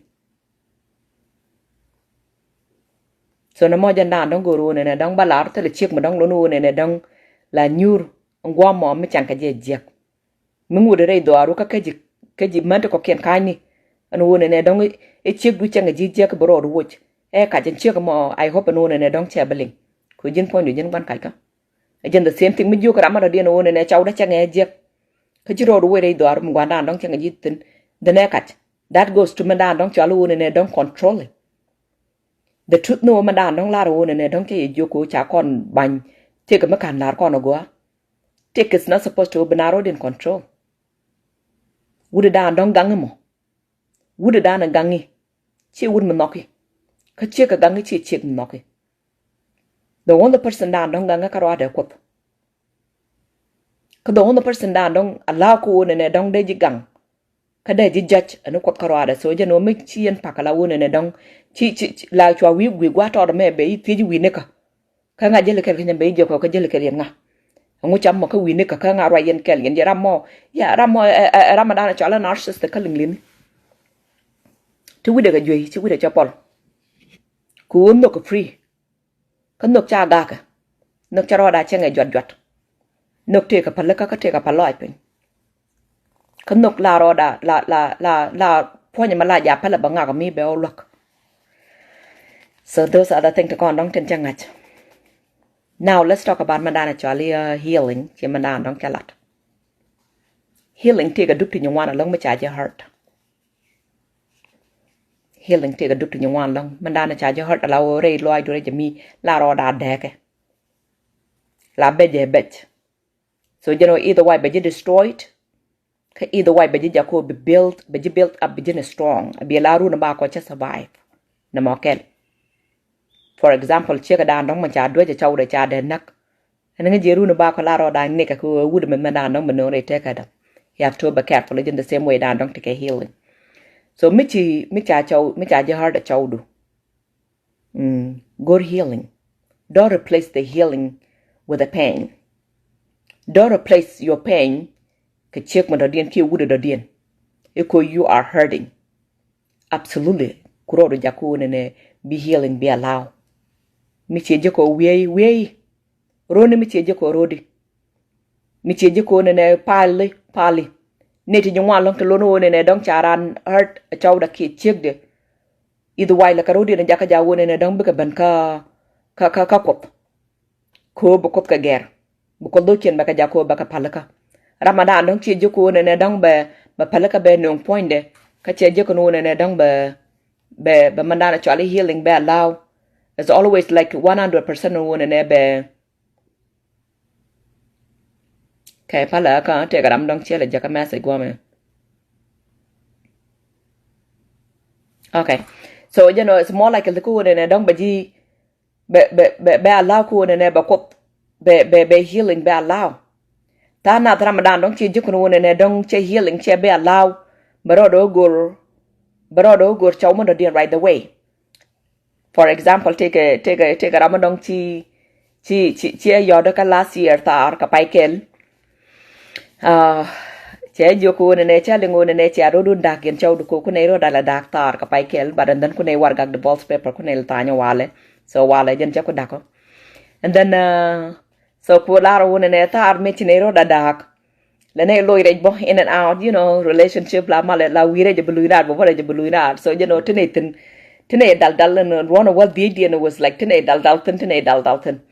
So rona wal bakale na me jan chine ro ko dako completely. So akola ro ne tar che yoda ko chele ngono ne cha dak. Ki chine ro da dako na chawda so and then che yoda ka che joko ne jin yamagwa, you know, jin mongi jingwak, you know. So you know right now ko jin chia rodon da gena chawdu ka situation mi jia ka lom cha to kam du yana chawdu taman you know la wut la ja no ng chen ko bu da ma ja ko ba lok and then yo chu da ma ja ko lok yo and then be feeling ki replace man mo be ko replace you know allow mentally I'm like if me dong but anyway so che mo ke example ke chek mo dong chi mi chia la na mo ka midwest ko wona ne ba lo ka jen wuda mo ba gat ka ba ka lo jen everything and then cha think mentally cha joko kana ma cha choli using any but kana go on ne ba la right the way so jen the only thing cha ti jo ka che ka mo mandanan chi kan da ka kana chaude and then chu wut chu no ko bu da mo jo ko ba lock you know and time right now what ka te kan kel che joke chicken tikela but you know they were together ka peka tot and then chika chudak che tiji but ni the reason why manda non chicken tikel ka jamo che joke wala gwajen je wona ne chi chang cho je the truth no wona ne it was what should I say she was vulnerable kwaje je riya chala vulnerable chala didika nore and vulnerable when you are vulnerable chari ci bab ngip kadu pudu majala ku ji duwa badan dong within ku ji ramadan dong di chang jek ku ji ramadan dong di la dago ku ji ramadan dong de bere te kadu ko ku ji use ku ji ramadan dong bere te kadu ko be nyu ku be ka bakwal so you know bijina vulnerable mandana to get hurt now me a vulnerable mandana to get mentire no ko go a lot but if you are vulnerable mandana dong cha feeling to cha hurt mandana chinge to cha go agent ko wona ne bu ku en ke wut ka bu te kel ke che ke wi yit ko wona ne you are hurting I wanna you gwanda dong chi way down dong bet ka point du ke bet ka loj du ke mera kon dong te ke jima mo ko kut and then be wait a minute chi jara madan dong de ne te kel ram me what am I doing with ram me so and then be wang to be lep and then be okay no so you know chine betikel and then be adak no more take ko kono long kono de kono chala Nuer chini along take ko kono long je number 1 adam dong ne kono long ma de kono long ma chang kono man ja kon ka jaw bo kon jal wot woni to woni kana man to man ko keni ro du kon jako be heal rejemi re loy du rejemi ka keni ngedu keni kon jako ne dong be batela da baka ngach ka keni mandana chali mer ku keni ka jako ne be ko kon code kami mi wana ka talk according to lingli ni chikana la ro ne the mind and the body and the brain and the emotional tango ne la nang 1 year but you know la nang 3 month ka tana it depend ka people tana de you know de nang pig me bar to where de jako be bro lo jala yong kong bro lo jala metap ka bro lo jala wona ne dong be drug addict bro lo jala wona ne dong be government ko kien bro lo jala be goro wunto ko kien because nyadu tong mi che beji bet ke church kon to go to pula jako ne dong la dotin cha ka watch ajen meje ka dan dong che ben ka jim kin ro do la ko ne dong be healing be lat so and then for that case you know be jala mam be chaiten be you need to jek ko dong lo no ne dong they just there to destroy you and you are not there ko ne dong be point to be jako be healed so you know I'll tell you guys this allow the healing ko beto either me cheje ko bu wiye ne mi cheje ko bi ngoje mi cheje ko work out mi cheje ko belat ka company le ka company mi cheje ko wona ne dong bu mon ka man ko to kon dong la ja come to church to go mon ne ka man ko to kon la ja come church to go until you point to your code chi nge do your code ka chianga je ka dan chai chen ka je chi loy do your code ka chianga dan dong chai chen ka je ka je and then she physically she jako chi bom spiritually she jako ne chi tidial chi ka ngat and you are aware of any situation down dong to gi mon then bangote di bo ka your new relationship kamal ka pol point so you know relationship down dong bo to ne che blo nyok to ma nyok okay che blo nyok to ma nyok so you know kon nei tu wan long le kan kon ka manana chwa rebound ka le kan kon ko wona ne baran ba nyoto ama ke babol ko wona en nyam go en wun mo go en chek mo go tame lawo de ga de ka lawo dap tong mi o che ban pinya baro lo go run ma do de ma dang biao nok o che ban pin baro lo go chek ma dang biao nok a wana bi chu kwen ka wi yi chu wer che nga jen wona ne gwan dan dong ti tin ka nyu tin ka wi tin ka yel tin e din ngu ka che te la le de ke jen that way la kon set it up ko like I say tit che ten ke angel to you want a lot the same way dan dong to ko ke angel ka tani bo system dien jala ke accept system men na ka system me ko ji safe that's the difference ne me o ma ji ne me ko ji safe ne me la de ka tijek ne me la de ka mago it's your choice ko will be allowed to take a do ngam dan dong ki choose so to tane ka kon dong gwe je wona na dong la man la ka da ka kon gwe je wona na dong la wona la ka da ka kon gwe je wona na dong chi man dan cho la relationship che wa ka kon chi kon kun ka nuk chi kon kun ko ngi je nga ka me ngi ji sol le te garam kel mi che jo ko wona na no ka so much ma dong lo no wona na dong pai dak how could you be able to wona dong dei che ka den di chu no ka pai yen dak ina chau yen che do I meant number a rebound ko most people to don't che hurt all the time in order ko wona na dong bi chibdu bi joko wona ne ama capable ko bana ma belel e jeno la ja gori ba jiko ne won mi take a position mi did a lot it's not about the feeling now it's about revenge ko will be would be check mo bi would ma bi joko and check mo ga ba kwen ke won mo ga ma lay ni jiko goy mi lay ni jiko gor tamela mi lay ni jike ke kwakti nywan is a revenge si wako would ma ko noki ka loy do kelew e jen the same thing bu waka check ba ma da dien akwal arme jin won ma dong cha ban pin bi dien bi nyama da dien bi akwal bi nyama da dien bi ogo nyama da dong chu go dong da nyama tot mi yang ne ma take run dang wal ba dak ku jo wa abuse mentally na mo che big deal ba da jeno yo ko che ko mo won ne e jin che mo do anga jeno bo kon ka nyama tot you know e kela na mo e rebound na mo you are kunika emotional tang wan bon way instead ko dong di gor ka man ka Africa mati ka Africa bu kon ka chek mata ka mer ka ko bro ru lek chek ma ko te kon dial te kwak ti jel ka jibe ka lel rolling linien way ne te bor tanke la kana ko turbin medin me chabulon ko ne be pay ko na mabate ka lingi nbo again the same thing and way da ro ko dul turbin medin I mean dul medin me chabulon ko ne ba yor pen ko nyu de jaram mo ama somebody gor ka no ne dong be ka dur be ka replace the pain the feeling ada dong cha let ka kamo me ka repress for something me di chen ka ma dong cha kon example by use cha using it and ola kon me di la ja cham ke wi ko we no ne dong your body needed it ke jidu needed it ke mentally gori je ka jinon you actually do not needed it. It's just that one ne chi boot ka about mandan ka road so I'll say the one ne chari go mandan dong cha dak pin ne chawdu chari go mandan cha dak pin ne chegdu chu yoro ro ka kwena da dien me ka kwena da dien me jenda la kon jaka ja woni ne dong bi woni dong wan ke di ke bakal ke baro bet ka chaw dam badak be ben dam bakal ke baro bro do yor fin ko you are doing the revenge, you not healing yourself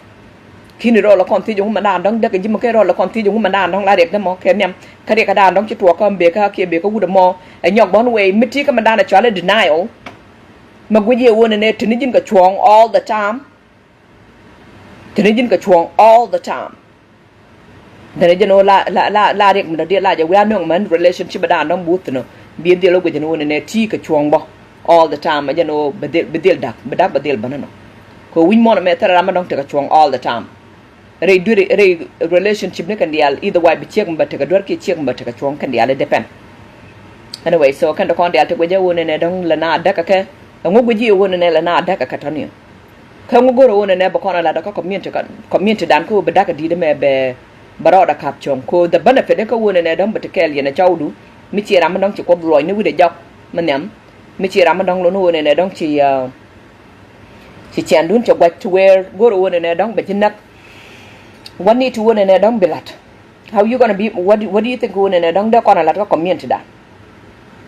and you know mandan dong ci abu wona ne dong be alaten be amaten mandan dong ci abu wona ne dong it's not right chwa dwal ko ne bia gor ngi kon rodan ka we dan dong we the truth no ne manuri ti nywa long chi wunu chi kan ka dot chi ka wunu ti nywa ti kan ka dot ka wunu nuer ti nywa long chi ka man ba chi kan ka dot okay ajan we dan dong we je ken ma dong chi wuda de we ke je te ka ram ken me che jo ko ne ngu ma dan dong le manuri le wunu nuer le kan we akon ka man juri ka ngu ma dan dong le wunu nueri the man nueri le kan we akon ke wunu juri Namo e very complicated ko wona ne ba loch ci gan mandan dong nanga ka ja wona ne dang bo kon ke woni juri e very complicated me cha we kwaje explain to you guys ko with a boom ka rini ko te ko dong ten da kwen ne wal they cannot be able to wona ne dong de ka chik mo bum with me ka they can accept so a very hard ko wona ne dong ba explain the reason why mandan dong le woni nuari lekan we akon ke jur ka e very hard bako ba expert ko ngum na dong tama nore lekan we aje bi ko waka ka madana chali juro ta na do kan ka jur ko wona ne ngi je te ka maton ma dong to re ngep ka do ka mi ci wudu da dia na deny ki wudu da dong ci nok mi ci ngep do ci deny you have to find someone ma dong bi nga jo wona ne okay je no jina you have a leadership to ka do ka ti ga leadership ngep ka do and then for that case jina I will accept you for who you are. I always say the one and me cha kwan ka Africa wunwara by now chande take the wunwara nak. It is what it is. But right now chi na ramadit I do believe in one and dong power can restless say dan take a point up ke power me dan gwe je dong take I think dia we one and dong cha de la motin no more. I can understand and one and dong de would de pujako de lead ka gwe je right now. But it will be a complicated. So and then chi ram ke la ti jeno ne ngu mandan dong le wut la ro da wap pa la pen ka juro mo ka yo me che ben ka nyanwara be nyanwara be chenga jek ka gwe dan gwe je adwal mandalo wunwara la ro da wap pa la pen ka che ka mo either che janga ke jalap ke juro da dien e be wo chenga go ka je is because kuje what is capable kuje the way dan dong te ka nyamo how they are behave ke chi man ke what they can do to him. So you know for that case badwal barada kok ajan dan dong we je mandan dong la wunu nuare la karodien wa pal pen ke jur ke ko chianga dan dong chang kan jur ke je chi jan chianga dan dong chang kan nyen nuare ke jam it's other way around. It's very weird long ko jur ko ken akola arme chaaju ko na jangla jane ni be pegane ko la ya chang ejek you know I mean tamatak na ka merka mes of course je no chaaju be chang ejek jang ka merka me gwa ko di chul kum but je no mi Africa la ja chang ejek la ra chek jen chaw jang na mo la ja dak you know jen dan dong la de ko lum Paul word bay loy tama So manda dong gweje wone ne dong la man Nuer la kana jay ami la wuna Nuer la kana wa chen kel ke wuna to kamanta ko ken ka be ko rodi no palpenya chikan be wa dom kuj mit to mi is because dwal kan ka kan mana to na ka dwal kan ga chi mana nyamo ko kuj kan manda dong de nyamo jalat kan manda dong de chi mana nyamo jalat ka ke so then for that case baroda deal kwa ka ba wun muga baroda palpeny ba chaw muga ba nyam be kam everything but no mo ba janta Nuer kan dia Nuer ke lu la ran a chenge je kan then maram da den be o chenga go which is the other way around ko win mono da dien mi linglit be linglit dien be chenga go but then me color man da dien be chenga je so I don't know why man dan dong le Nuer a chenga je but then maram da dien be o chenga go I don't know I think adwal ka so to forward to tie no ne ngo man dan dong le man Nuer chicken they don't believe in re wuniken ki ka chaw Nueri ala ngat la biel kan je ala wo ngat amelo no ne dong chire man dan dong la wi ko man dan la wi ko ngi di je lo ka lo de ke le wo ne be jilet ka ngak so the same thing many chiek akwala wo ne wood mil arach cherwai ne ka cheka la de gwakel ka cherwai ne ka cheka tit ka man chalar pan che bongot gwa mo ru na ba ko chi wuda chi cheka ngala ja dode so rwai no ko gore je bika match ka bika keep together mi chi chek che joko ne ba dil ko bi dil ko bi ka mi chi chek che joko ne jen nya nat ka ram naka re te ka da ke be true to yourself make sure wona ne dong ja ramadan dong lo no ne dong betil ngat me be nok re lo du ke ka be kam nobdu but mi chi chek che joko ne naka ji ba ji kwen bia chen ke ne chek yene je rwai now chi mandan dong chen yen ke lo yene je ka jinon to lo du te ka manta ko ken ka tikel ka manta ko ken che ka maguje da jingat ane che de ngat ke te de pol again the same thing chira gad meton mala juk ni chiango ba jina ngwa meru na bak ba na ngwa meru na bak gad to mo che janga da mi che ba nang ngwa mo run mi che joko ne ba jinyo ka nang ka ba jinyo ka nang la ja juk you always say that angat again the same way dan dong ti ka chik mi dong la ja juk wona ne dong ba bielet ka je ka che let ka je che je bangat chik makan chik de nyodo ne dong ba jingat cha ja ngat ka in the same way dan dong wun mi dong kan chik de nyodo ne dong me ta ka jwe be treat like this committee ka jwe be treat like this chika rodi na lut ka chika rodi na ngat so je no ngat amil akwa bel kan je up my understanding ka gwe je la kwa bel kan je up biaru dun de la riet kun kariet wun ma kai kan all the time wuda dan dong la chik da lat kai no all the time kala de je mat chima pok chi wuda ngat so je no how could you be able to brama chiram bi ngat rama chi riet ka chaka lat gwa kel chinde malara ji wona ne dong kan man Nuer chi ku wuni chi kan ka dor ko wuni chi ka rodi dor ka man is because chi riet chi kan to woni ken la chi ka ju ku bi kwen bi nang lo ko ke bimbor bi u chenga gwa ka chi nyama da din chi promise ka ji no jak nyin ku ka man ko ken I mean, just a point man of and don't call our connection. Just a man of so when you look at it, how can people to own and don't bang up the ben? Ching up your deben. Absolutely ching up your deben. Nala be a coon and h chong rich chokadu. Medan h la pan but dil moten. Runa bako. Okay, so you know area do anyaka quina.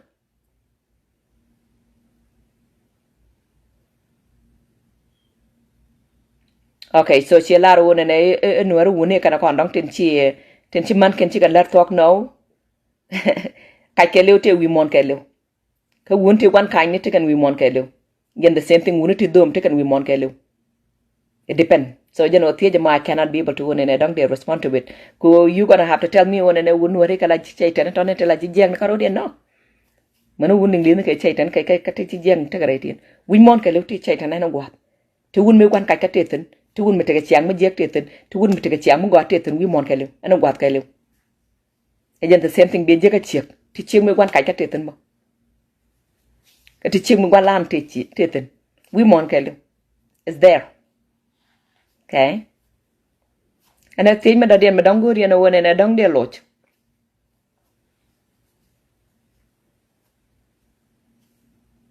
Tegram kel mi ci la ro ne wunu Nuer ci kan no ko ne dam be ko waka tara pes wi mon kelew la na ro de na lokachar we have to win in dong bokon waka mandana chala therapist again the same way dan dong michi gora boka therapy wo lwakot bo pastor bi o take won ne bi joko lwaka lad dan dong la lad ju lwakot kane to ko kente boro tini wo bi kana be kan ka lwak for example ne de kon dong tin te kamar ka men wame mi ci paka kan yo ken ka lonko boka therapist kam di ne check you can be able to win in dong bi bo lwakot ko lwakot the free. It should be free. The church should be free. Those resources, they should be free. You have to win in a dumb boka luakot. You have to bo luakot. Michi yan pakcharo do ling in a chegdu. And the truth no in a contact who in a quaka dialtin blessing everything because a chekel a talk. Chica bijaka mandang ro chica bijaka mandang jockey mandang one. Kachika bijako domarar. Talaja. You have to win a big jigger chip to get down, don't you kun chaka palpanya charo do link charo dun palaka,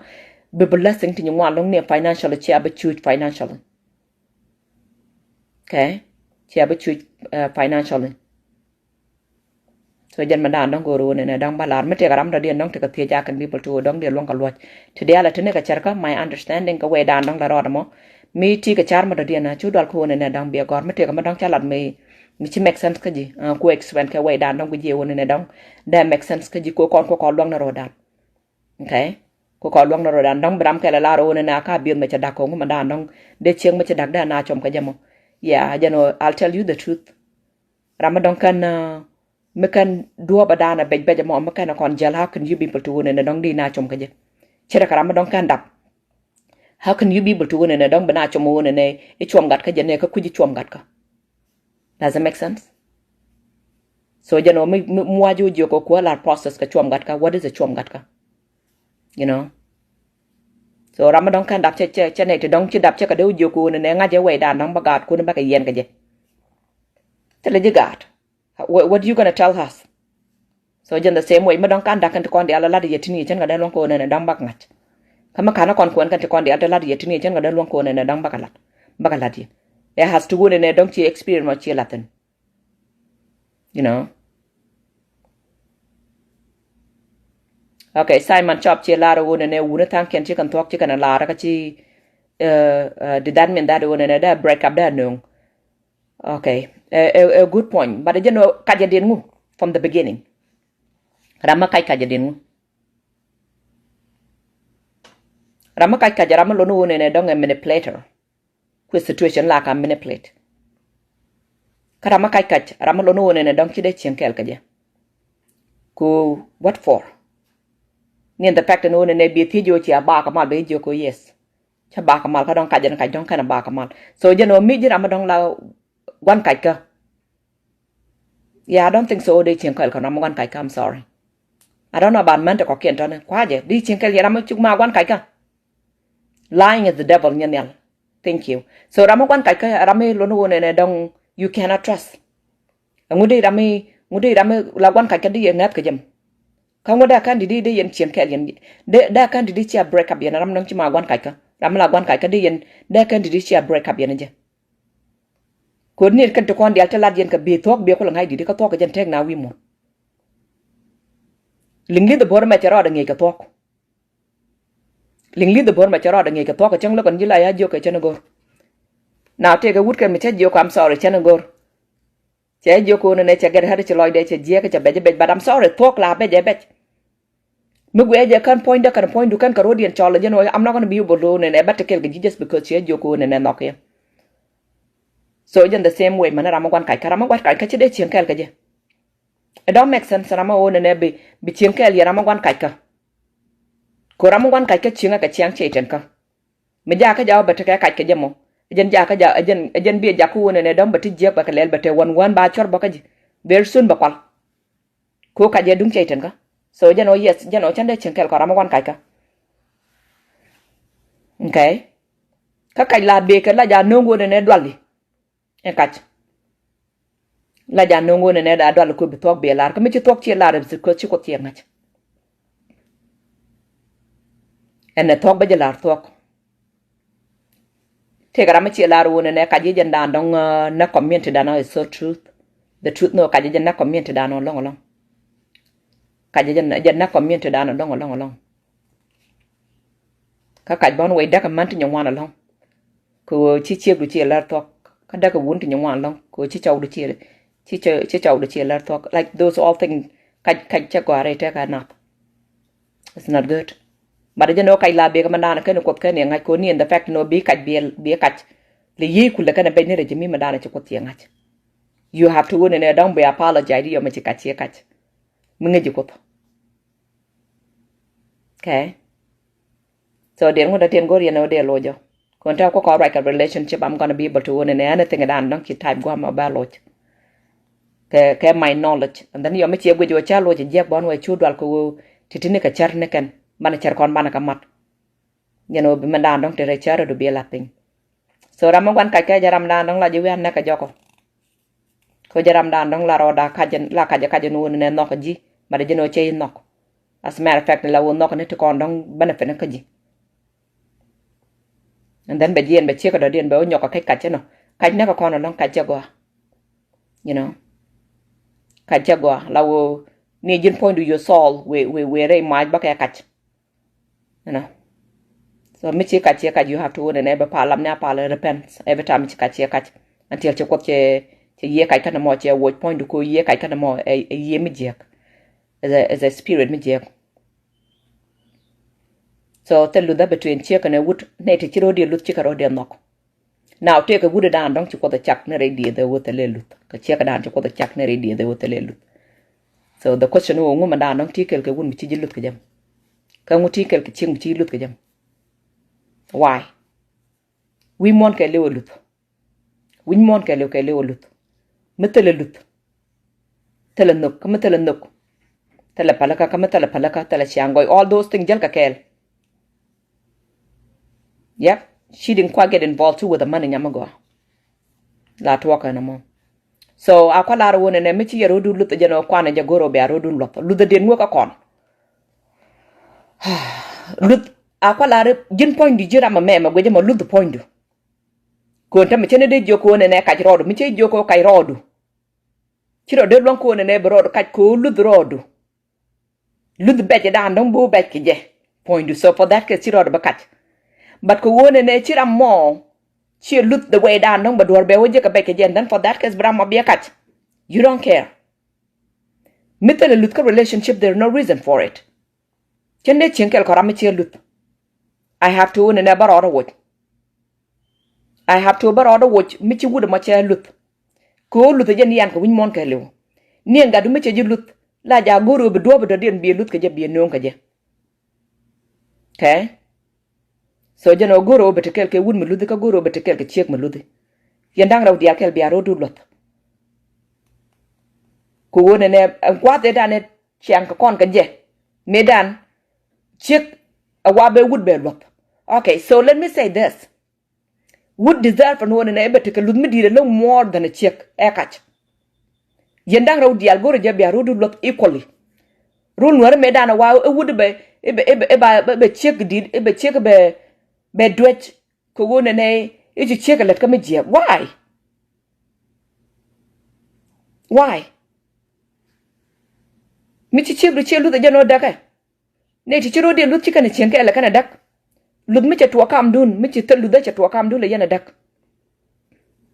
absolutely yana dak so jeno number 1 ka I would say that wona ne lot ro dun ko ni ngwala da non titin ko company ma non titin mi ci jilla du ci kana lut la ja to ga de la ja ana la ja chaka ka kon lut tele ja ka kon ko community dan ci wut ci chiek ci lut ka the reason dan don't ci wut ci chiek ci lut ke ja medan is because chiek je ka duar ko wut all the time right now ma ci table ci roda gero ci tam woni ci ga man ci kan ga lot ko chiek no ko kon cin lut is everything indeed and then take a wood can me chit je no ne ngum dan dong la chit ke ngum dan la dom ka man chiek la dom ma dan dong chiek kam te kon de go re ching dun chiek la dom ma dan dong chang ye jek chiek la dom ma dan dong la ja twidi jot chiek la dom ma dan dong lo no ne dong chiek kam yo chiek kam ni ka te kon de go and te ga dan dong chiek kam mo chiek kam kwak point and I'm talking about ko likun ka yaram dan dong ku wona ne ko li den re toy ka dure ko likun mi che ka madan non gore la je wa gore gwa ma den chiếc là đom mà đàn đong chiếc cầm yêu cho con đong go đây take the responsibility mà đàn đong thế jam thế là chiếc mà là đom mới là cầm cái nhưng tỏi cả để cho con nó go đây tỏi cả đấy mà bu đâm ra thế là chiếc mà là đom mới trả cầm responsibility chừng đấy ở châu đấy thế là chiếc mà là đom mới là châu đấy ra lỡ thuộc cái thế là chiếc mà đom mới chẳng châu đấy ra go chiếc đom mà đàn đong chẳng châu đấy ra giặc chiếc đom mà đàn đong châu đấy ra lục chiếc đom mà đàn châu đấy ra đọt chiếc đom mà đàn đong gà cái châu đấy với chơi là wood and for that case you know but all go châu so the question is châu ở điện ngô cái chiếc okay châu ở điện cái chiếc châu is everything cái chiếc khôi giờ Ramadan đong mua giờ trồng giờ Ramadan đong mua giờ trồng gặt cả again the same thing chiếc boys everything cái wood so cái năng rau dia là 50-50 chiếc mà rồi I'm sorry Medan ka Nuer 2% over 80, 98. But right now, 15-50. And check on a child. Big a jalkel geka. Okay? So, you know, go out and be a rodun chang go aro, be a rodun lot years a pilla gak la talk, a michia gak on ladajan. Michia quid that's at your talk. The moment a dan don't chia quid at your talk. Okay? You say the reason down, don't the men do not, chawe, no, the other reason why the husband doesn't respect their wife is because of more desires. What kind of desire are you talking about here? Like a woman down, don't go check a maka wood king woman down, don't go rude a maka check. But come woman down, don't we get check malonu and I don't can you can't fulfill them from the beginning for what? That's why you have to go in a bacon waka check me don't cheat fulfill. For example, me dang chia joko ne dang wi ka wun ma bar. Ngi jawo ne be wada ga ta bar. Ngi to all of your beneficial to kon dang to bu joko wun ma ka number 4 kan waka. Chia gan me ta ka okay, I'm sorry. They take the wun dang raw kan chia goro. The rest of the wuni an la ka goro ka tet ko nga ma dan dang goro ka ke. Ka nga ja we dan dang ba wud ba wi yen ka je chang after chinero darling. Ko dide I make sure on ne chen yin ka to kon to kwa desire to goro. Check a complete ka one man can deal. Chagor would mgor, chagor or banok would manage how to write and read. Okay? Again the same thing I did ngaja won in a bell changwa. Ngaja won in a take a chairman to go. Chairman to con dongton beer look until banok back a con view can deal. And when it down out to con dong to cheer go to by now can't relationship that kind of chop okay. It didn't work because way down don't go can okay chicken way down don't check and won and don't dig accept back okay but wouldn't to continue go a land point cha jang karam kel ka pick me bar along for very long time as a young age man got it taught again the same way bon way cha jang ke jan pick a me ke jan chaw da man che ko na karun dang wal di ko I know man dan wa gor ka je you know so you know why man dan don't we ka chieng me kan nyong ko dial kan ka fulfill why why ông mà đàn don't think mà đàn actually li phải chieng cái gì mình li biết cái chieng cái gì điện ngu when you can actually đi chu go rồi chieng mà đông luôn này đông biếng ngay vô bỏ đập nhắm mà bờ nhắm mà đẻ của con bon way nó con như là đẻ là lát nhắm mà cái già đấy là con à la đó nó nhắm mà cái chieng mà nó to go take a land mà qua bác take a thùng mà qua take a mong what to deal to you can actually đi cái cái deal cái chieng that's the truth. So instead ko wona dong below kaj below gor ka man to ko atong mi look for ko kan to dial ton because we ka chekel ajan dala linglin na jalet linglin la ka gor kan to dial ton arab chekel kan dial kan to toni and then be cheka ma baka chukwen so jano chi below yi jo ka wada ban me cheka me che desire na ka kan dial to gor cha ka below je ko of course chi cheka me cha bo te ka yara to kon dong ti ka cheka mo ka chi cheka me cha bo a chek me dan me ti ka cheka mi but dear chuol so you know me your desire go ni chieng mada me bar mo right with it me koi loide me te ka palai pin me laga me te di ku ka gor ka jen wana chieng mo kan dial be ka chu match and then be ka chu te kel and absolutely mother chow do go jo ba best friend but te ka cultural controlling sai man la be ka man dan dong chiro do ngach anu gun mu ku chieng ku je control o ku je rode me ni chieng mo dong ku rode kon me ku wut ku je control ku je rode thế là mà đầu tiên mà đóng đi control mà đóng trả đạp man kan wan me jel ka kwa ka ko titin ka kwa ka titin ka nyin ka nyin point and gwa wat ne jel kan ka nyin ka so how dare you go and be able control ka nyin point like I'm talking about point them a point and abuse mà te kam chom ni da me dung da me ko da kama be able control ka je so controlling e dung wuda malono one ne don kan order ngach ka wuda mo e wun me kan mature mentally e wun me kan mature mentally that's why jen be check do dien be control ka je men do dien wuda mo bo te ka man da na chali low self esteem che do da ngat ano e wun me chom dong de check da kap so jen wuda dan dong la wuda la check do de la ja we gang wuda mo che ram malono ne dong tele what should I say tele confidence ka confidence la ja nongo ne chiro du ngat ka ngat la ja nongo ken ko ken ngat la ja nongo ne all of your to control point du ken ka rodian line up chano go ro ne ba right for the rest of the other thing to condong the buddhism ne ka lat ki to ko ken ba de general say do man dan dong ken holy spirit ken ban ka ji mi ci holy spirit ban ka ji all of the chuol life kan mandana chuali confidentiality kan mandala kan laja kaji kan all of those things kan dia le kan je kaji ko now you are living the truth I want to be you chenga talk so je no wun mala cheng mala ngak laja control ku jero de ci wun mangai ra e wun mala cheng ke de wure te ka de chenga ke de wure te ka de and then for that case la chek de laja dia ka jen ba jen point de dom so do manda dong dom ka jamo be ku jo ne be ne ko ken bi go dom ga bi go dom ka je jen bo jen the same way da dong ramala chor bon we la ja go je ne ideal ko ken that's how it goes you know the insecurity indeed nyanyal jen o mitele confident be insecurity be get in and then for that case bi jo ni je go ne dong be check du bo dom and then be to control ku bang ku je gang what for you know so a very complicated take aram ken mechi laro ne what is the best life between the man and a woman na ma very broad question ko ne dong de teach I think che gwa won ne be chen kel ken would me che garo de link would gwa be chen kel ken che me be garo de link but if not you know nyuro gwa jin karo ado kan yero don kom nok nyuro karo ado you will have the best life you know so ngoda de ndan dong kirana teja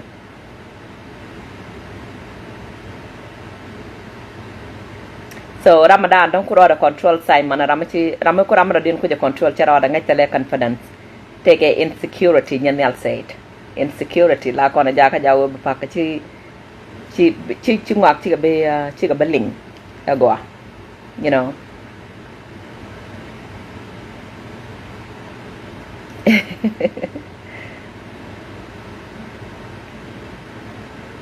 okay so ngoda den go no de lojo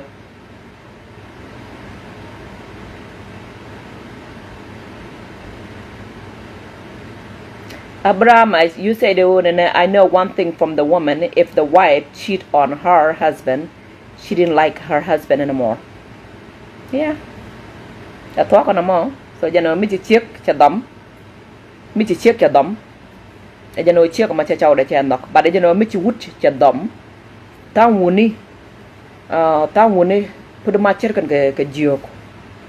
And be up excuse me, be up but you know le win mon da dia la ro ne ta woni cerkan ga jok ko jok rame chiari yang la na ma jamma na ma ka ja kwa ma ka we gwa ma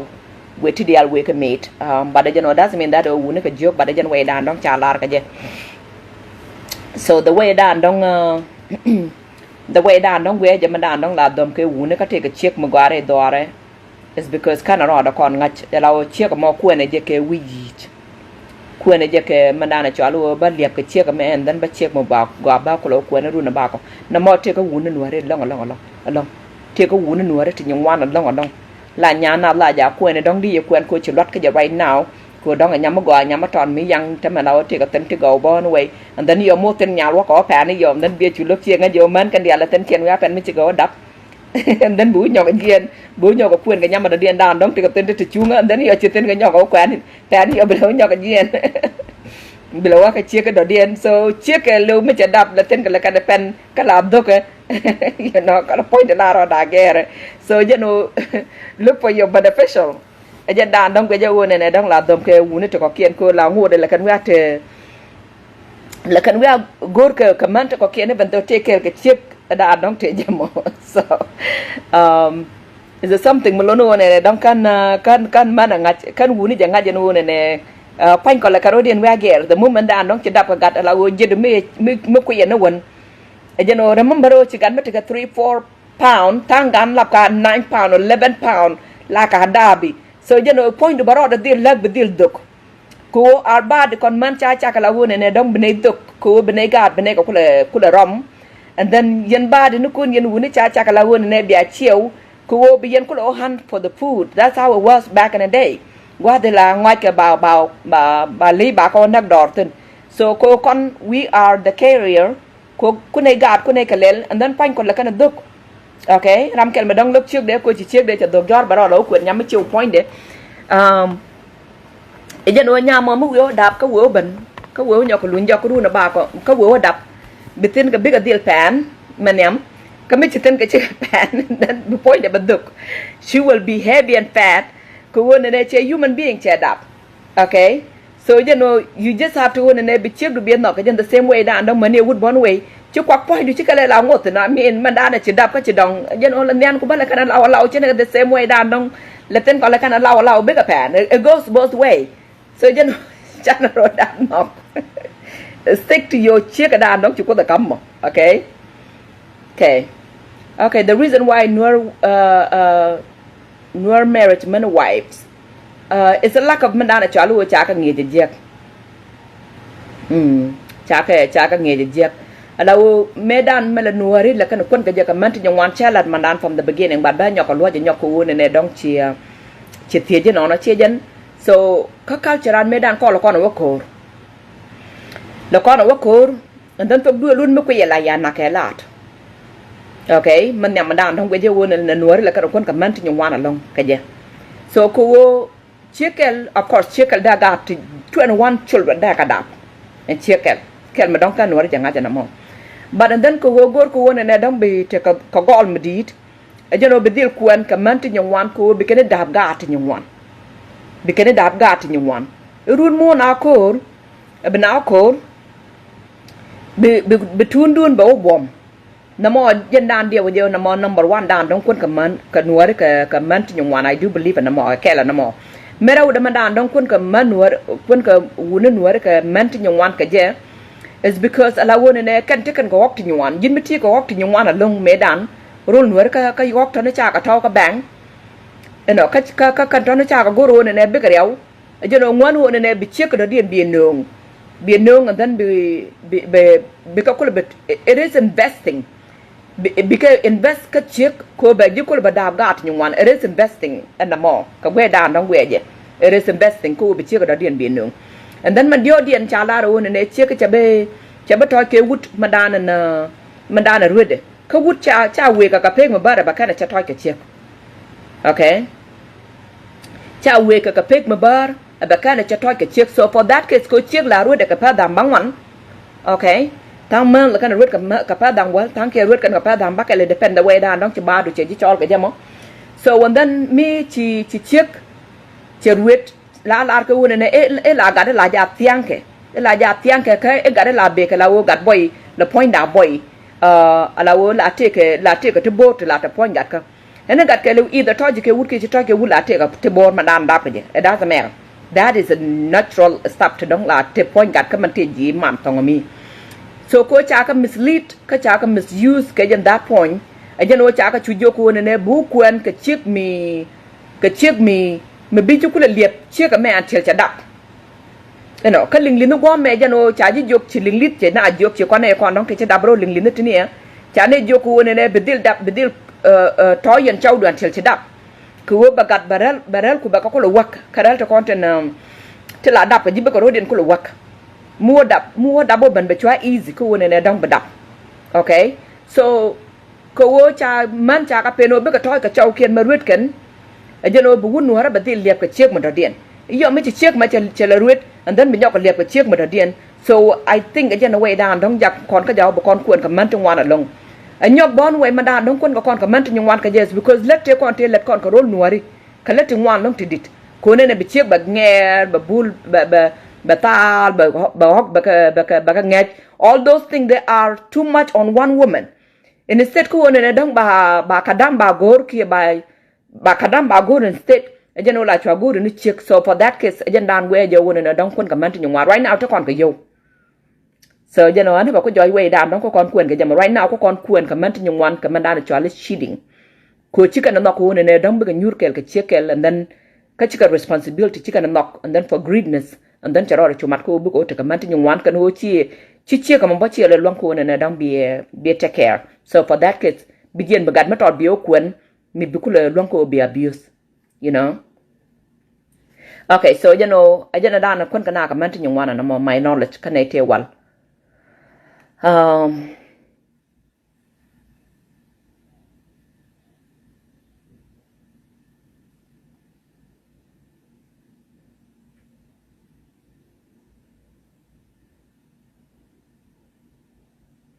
Tegara mache joko ne woman down don't want like a black skin ka jamo. Should I answer it?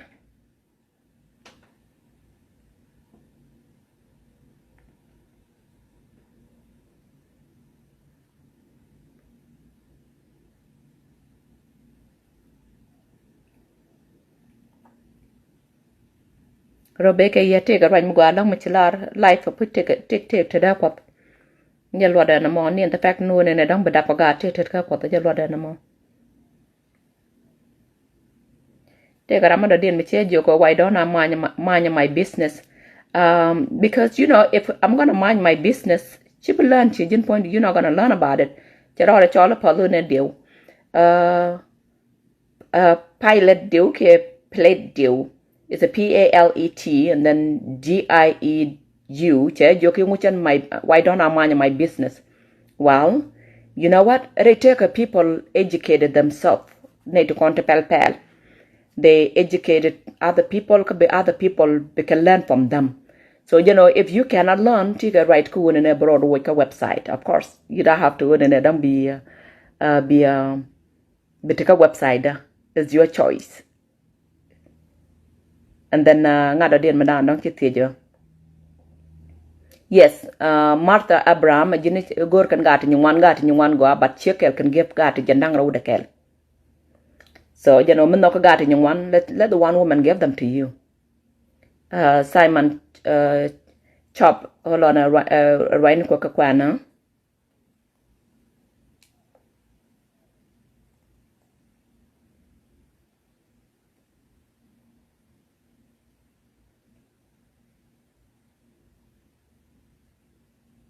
Okay, so you know che joko ne mane chikarwai ne kien chicken ga keep the truth no mane wona gora chikarwai ne kien keep our generation me dan ne te wal chicken gwir right now wona gwir kan too. So you know cha gwir cha bala kamman karodian. Now chick a lade wona ne be nyiman be gwir mandan dong chicken lat kam de kan chawde. That is how they do their therapist. This word like kan we mon ke le gwir. Karamadan don't wear the most chill, but right now, China Machalar, they come both way in time allow money, can win weird can money, man, but weird can. So Chabla come man carodian. Chick Madan la, we are weird a je,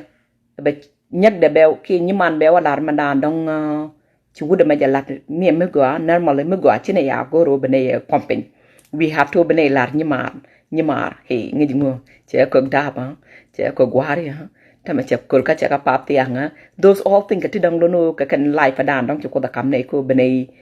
take that bene yen ka jan tang one mo 99% of the time dong chi chau du chenga jek jano biola ni mor ki biola wad madan dong la mad mo then be juchum ajan we dan dong tekane but you know right now manu wunu ba gwerkan so you know chi ko da bala kamman karodian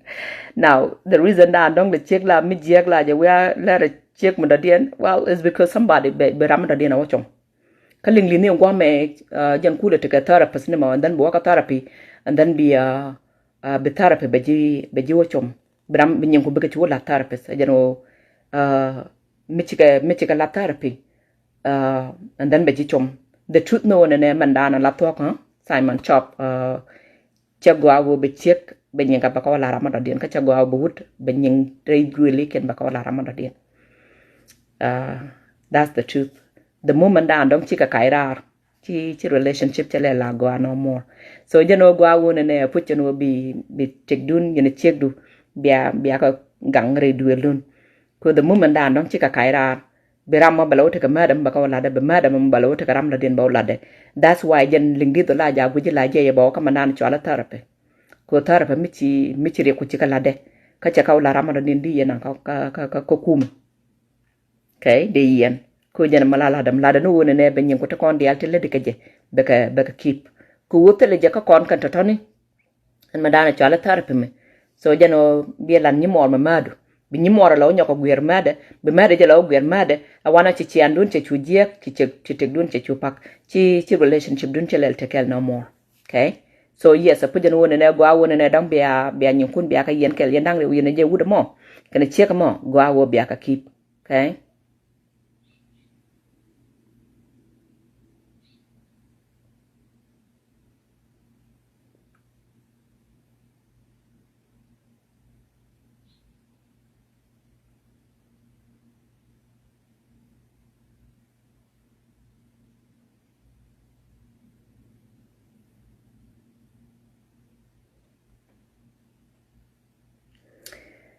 okay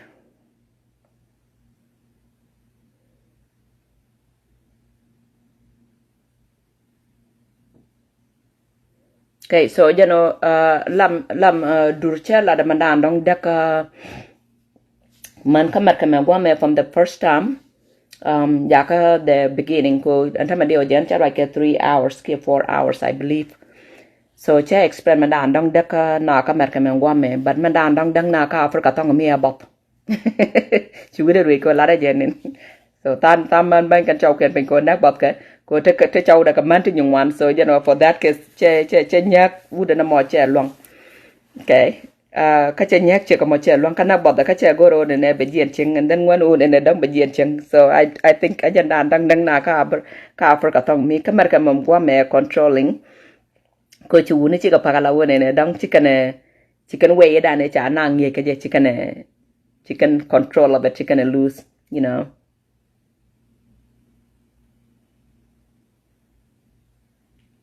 tegaram kel michi laro ne dang de traditional culture and de kona KBS traditional culture an chalel ngoten ko bakona keep yeah mungo de ko wona ne dang bakona keep go ba check ba slave then I'm sorry chalel ngoten no more tela culture medel ngot ka culture an medlel te no more the question of culture an de kon wori okay so ba check ba forced ko wona ne ba kwen would me chanok tama ba check ba changa lawo kadam tate ko clean ko ngulel ba che man nyal ba ka kam ok tin wan tama yo mi chi nyal ba che ban chen ka che chianda che ba tol ka che roda tol ba chenga ba dak nyok ba kwen man tin wan so culture and really mi chi which it's within a very sad go je wona ne ba range ba nyok wona ne dang ba nyok ba ka ger ka wona ne dang ba ger bana dir wach ko wo bana wach be resolve mu ga ba ko benten ko me dong la check la ja kwan ka ba dwech ba chenga jek all those things je la culture then I'm sorry chana go ba ta ka culture nori mi cheng no ne dong ba kwen man dam ba kel ke baro ke badak te jode and then you be ko dam na ga ba no kullu na ba no then sorry I don't think so te kana no ke bo ka culture nori murai kon ko ni tam ni ku ne dan dong guji ma ku ne kun ka kono ta right now cha le la nyagat ki business ni jen te nyam ke la ja kwen ka ko wakti $3,000 not $30,000 and more so why ngo cha le la business ke jam medan culture an wakti kontra la kwen ka nya la ja kwen ka $25 I think ga jak medan la kan kun ka 25 cows and then kwa la ku jeno ga jog la kan kun ka wak dang de medan guri je ko lo ka way dan we used to be and one ne dong ba nya la ba abna to ka $80 ka jinon jinti ka for ka ci dollar ci ka mek ne company mi ci wutin ci company ci ka mek la dollar ngoma dan dong ko na ka jen culture ma I do not believe in one ne dong de ko lo ka culture mi dong ci kon destroy for so many years tamman liu ka la wo ci rana nga je one ne dong le ci la beke ki ci la ja makedi we have to be kona gere jen guje monte ma right now ma kon kono lo akop le ko ro dana chim ka me dan ci na ro dina chim nuk bere chim it's like lib du kana lebu do ma ka leb ci ka mo I mean na ma chali didi kene dung with a bigger connection because a lot the chemistry because ban car. So I do not believe in a culture and a culture mugo take a to go along put pine to knock her chimanda dong chalu in a michijal tang chabella ja New York about the kabachang go maka janamo naka jabawon and me michijalu chen yur chen chabo bully ko kon wari chiko dana bully naka janamo. But the rest of the thing to con dong ching con, especially specifically queen ko ba jipo ko queen by nyamatot ba queen a wood madang met take a run to one. Do you know how hard it is ko one and a dong bo talk a wood me point the chang one ya kachi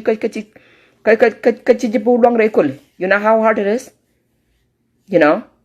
So you know look at your culture more kakon. Nga je take a nyamachala nyamal di mala right a quid every time it's right a quid one and a cha gan matot cha book when a wood madang lan I'm not going to ko chena victim baka one and a day when a woman did. Which you married at the time. So you know chana knock. I don't think so a culture mo gana mo kakon. You know? So what is the Nuer culture from the beginning? Paul Puk many a lada Nuer culture. Ko mete ko madodin madong cha bai ten ka jano go reje wona ne bangat. My understanding jano wona ne chick a slave ka culture. Chi tweede la we a dung point. Ka chick a dung point chick a magalo. Chick a papa. So jano many a describe and culture an kanwari. Chi jano wona ne bana ku an comment nyong wan. Bagati nyong wan baka dat. Ba chi man nyal ba ko ka yoti nyong wan. And then nong nyala ki lum nyala jeno ba kamun medin me dengen me leka barar nyamatot me tegrun dang wal jok run wal ngwa run wal diet tu ne be pen mi ti nyal che chop run ti jandang rawi wa cha dong cha ba kwen jeno me tele ji gok me tele ji yang ka tele ji do tet ka du chi nyana tie ba kwen mi chi kwali yo ka chi utel duor ba nyal ba nyoko lo jok e se nyagap pretty much allow cock and a point gat ka point out much dap cock ni je ka ngok. So what is the culture here? Kay yo madana chi ka wok ti nywana chi nyal chi nyoko nong chung dora da nong tituno. Ajen tadi kamo. Ajen dab gado. Ajen real chi more di ala kamo. Meka na tal bi duach. Mitela kwan bi duach. Micha lokato je ka ji bi duach. Bi kap ka bom. So what is the culture here? Paul Puk. Many a Latin culture. Tell a culture me to thin guamo. Mineral the picture one and any more qualo chang chick chang down don't charge chang mokajem.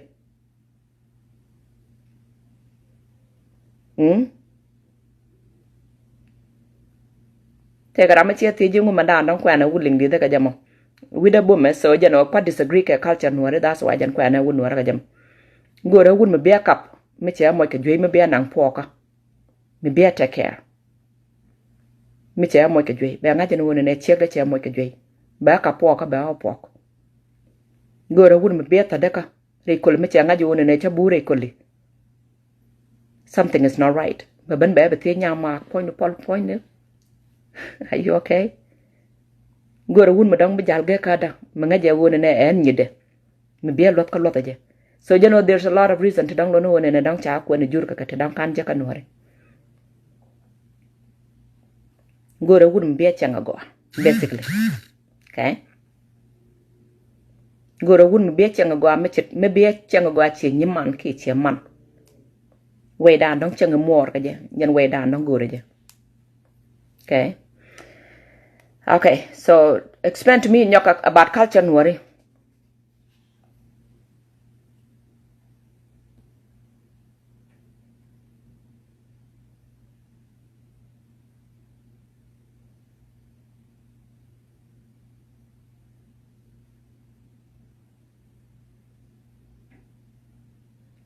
So Simon Chawinene, in Africa, we are facing financial issues where the men facing jobless.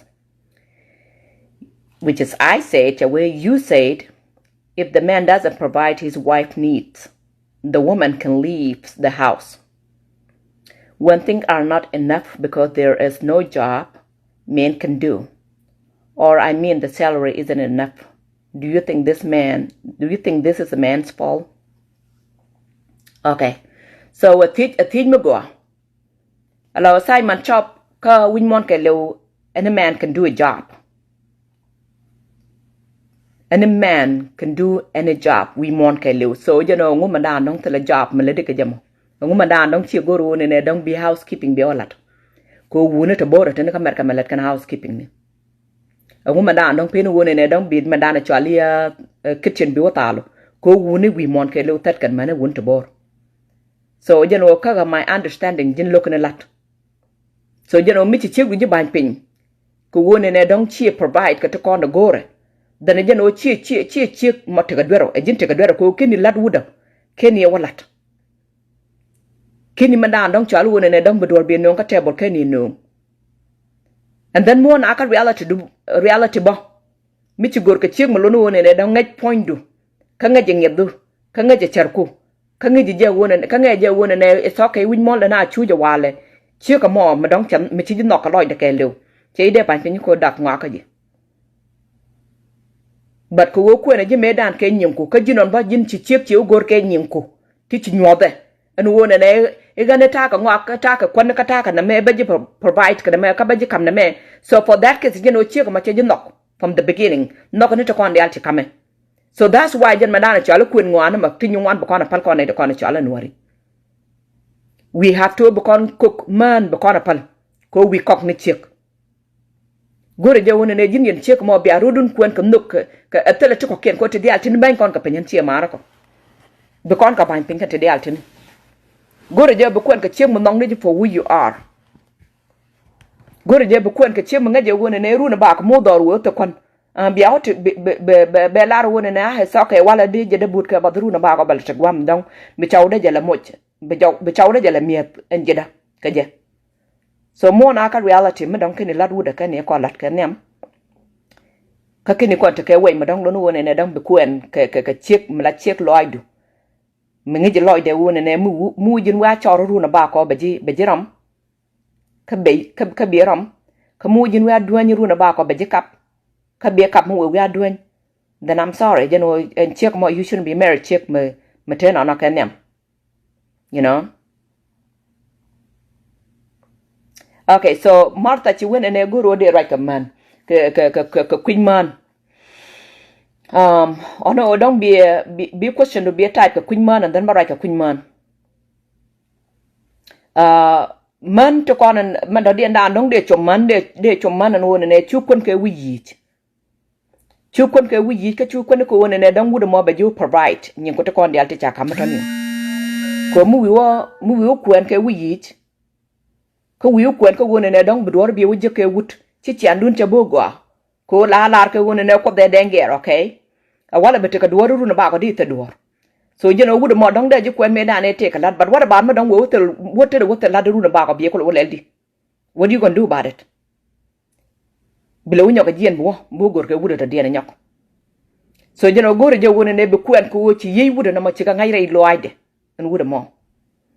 en is okay tan gon da na chan ka ru na ba ko da do da la wujek ka yen man ta kon dong te la lo ko ne dong be wun ti chan be kan ko kwen that the truth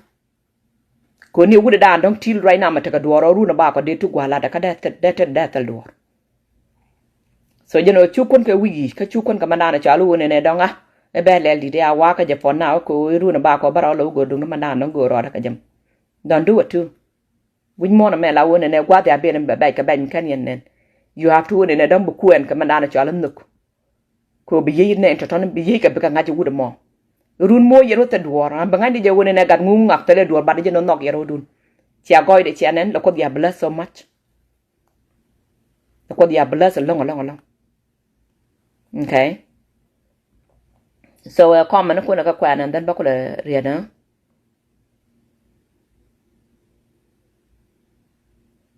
Nyanel Peter che la ro ne ye dor wuda ma don kan wut kana nit niche kana ka provide. Cha mat ka je mat ko dor ko ne wut la da no be check be provide. Je no kon ka je ma mi ci check bo lon ka ma mi de. Why?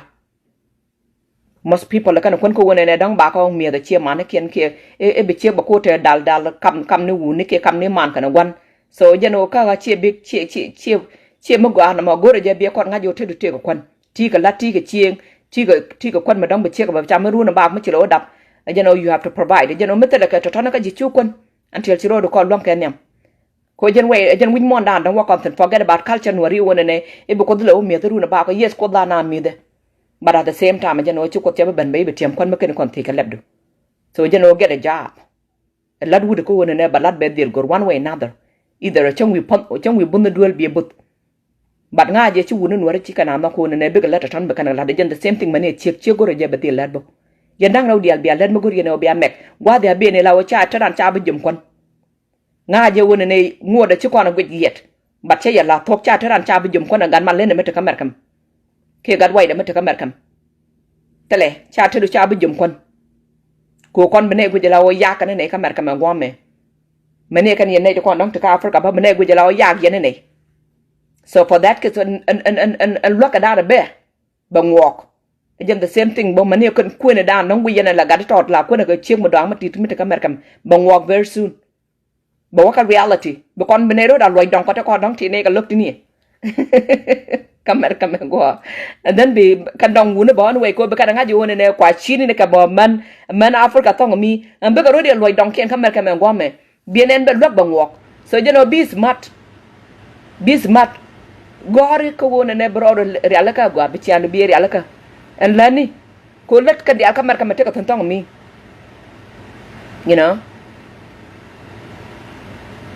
Okay, Lam do take a question.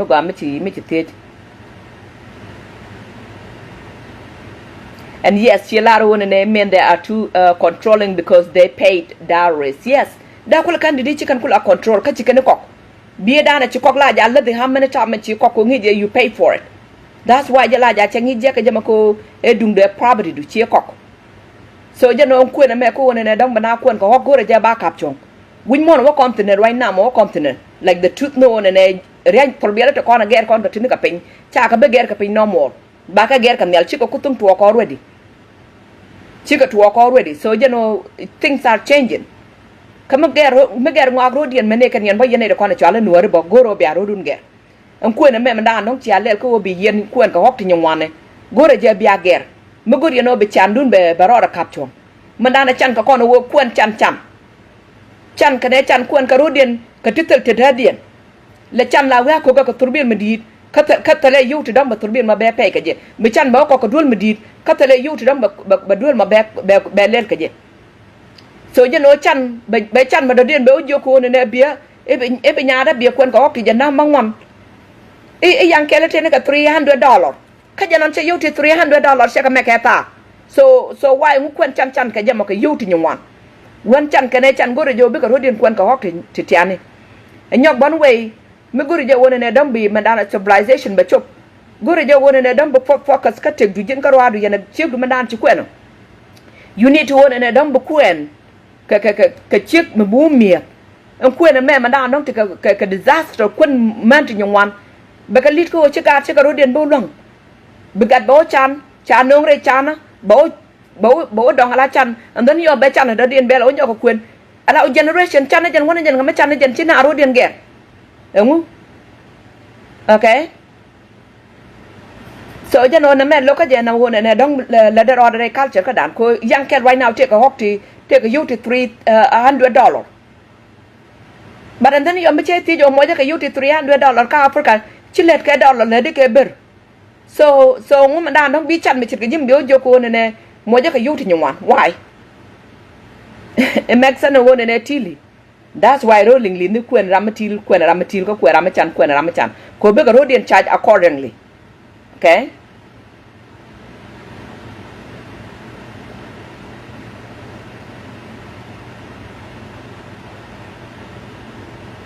so ba mas ni kun ba ka la bali okay ba ka la read the math lam tong I don't know. And CDS is a very greedy game. And politics is good, but cha talk cha ngai ka politics. Politics ka. Meet medan when I was practicing politics. Di ga jala wode ko chak to boy a pak. Ti chaliam ka pew. And then ku we medical balkana tu. But and then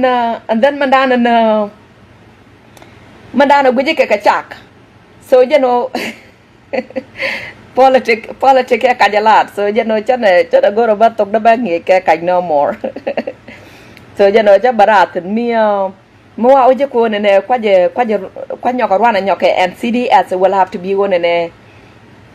it will have to be one ne dong cha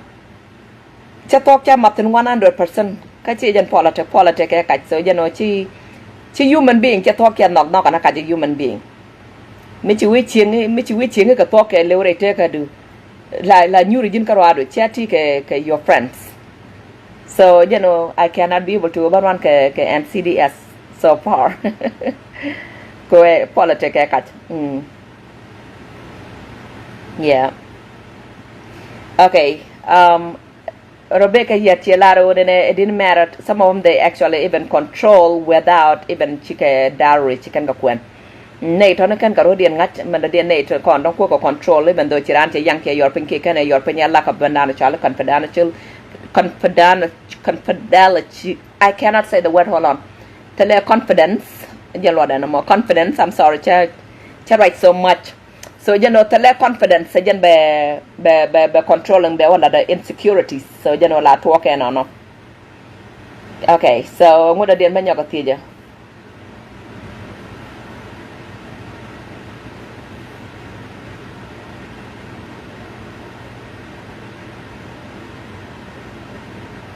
okay so Governor Dang Guang kana kwena wunwara so kan men yurkel kana wunwara but chara goro ba kwen ka ke man plan ka det ka nguno all that I'm to take the deed so chana goro ba kok that's why cha kwen jur ke jamako I feel like I'm take a free will so I have a free will maka jawona na be let ka to go be changa go be treat kindly with the respect and dignity so chana goro be kok because who are you ko be kok ka yo ka yang ka del ka man palak all that so so don't get me wrong culture Nuer go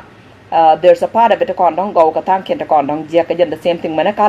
culture linglin bon way take to go ka to jekten for example ka linglin ro linglin mi chi du chi no ka long la ja gori bi nak and then akwala ro ne mi chi widu cha ka la ja gori bi nak me charge lay off gwa la bala ja gori bi nak chegdu and then also me chegdu take a life insurance bo bi chegdu bi nak bo ka quick life insurance ka and then also me chegdu take a yoti nywan bi chegdu bi nak ku yone so totona ba ka tiject lo no te ka culture and culture ke lew take a tiject titike ke there's a lot of bad thing ka anu gwa nda no witno but need to cokin la kan ka goro big work on it especially to kon dia te la de ka kun nying nuari to kon gweje woni ne dong jek they can work on them they can work on it ko woni ne be check ne wud be ka jal kel be check ne wud be ka rodi lenkel mandana chalu woni ne konna ka mandam bakal mandang raw mandam baraw te dia tin goro je woni ne ba ka yekko chiga to go ka tatone and then kwen ko woni ne ba check ba ko ka yuti nywan mi culture ko woni ne dong ba gok ba ka yor pe jen nyodo woni ne ba nyal ba kweno then chane tetpin ka wok dang raw ki doki wan ki diet let's put it down mi chale la business I guarantee you that obeneti wan long because joko ne no chane continue ko chale la business ala wo ko kan nyal so chale ko ba kok like absolutely chale ko ba kok ko an human being taka right taka ye taka tie ka taka spirit so cha bu ko gut okay so and then ngoda den so look at more I cannot be able to own and dang back except no culture mo go anamo if that's the culture okay so what else ngoda den dan dong de laro ngoda den dan no gori no bara ka kwidam ko wala kwa loy ni nyang kun chan game ne chom bang chet ka mandan dong lan chom lan a giep bang what else I should have said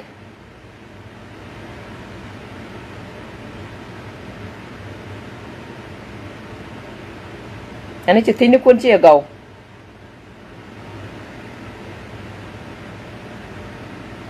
lam tong yin chi kwen ka chiek ling lida yeah there's nothing wrong with the one and I don't be en ku be kwen ka chiek ling lida for free ka there nothing wrong with one ne dong bu kuen ka chigling li da ka nuk ka jen di do ala kon cha kon blindfold ko ba ya la to to kon di ala cha le la business tini jen chi ko ro dan link ka jem ka jen chi ko ro dan chenga gwa ka jem mi je ka nyana bang no for free in time right now nyana mon di yu cha gwa okay nyana mo di yu cha gwa di ye na gwa chang te ka jui di ya kap dul wal no chang I mean di ya kap gwa po ka di point po kami take ka mandana chali bob manaka di ye mi all those things di ka le ka chi di control ko ngi je wona ne je ke bang badil jien but ko kon cha kon pelen wona ne kon kuen ke business that's why jeng bi jom la nyana la ja kuen bi o chenga je ka on tama la wo bi nyana ba be ju chenga je ko ka ne jinok bi ro dun chu chenga je bi chu ku ba ka be ju ku ba and then for that case still look between yen kam dun yen je bia ga to queen nok bia ko dap and then yo mo garo did law chicken nok chicken ngat yo mu yo no dagbo yo bia dak la wona ne man gat ka kan wan gat ka balat kan rodien jor ko ka rodien ka gat and then wana ba gat be rodien to mo queen me ka rodien tin so you know take it in one long to cha ta ka kon okay take it in one long to cha ta ka kon so you know go jo be chek bia kon ka nok even though nok na rodien okay Paul Pukchi when very funny machitiejo chawe why Western world all men cheated by African little girls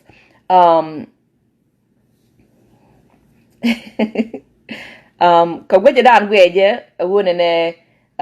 chicken ne lonko be kan control so you know be ka gad matod me be kan ko control be kan o kwen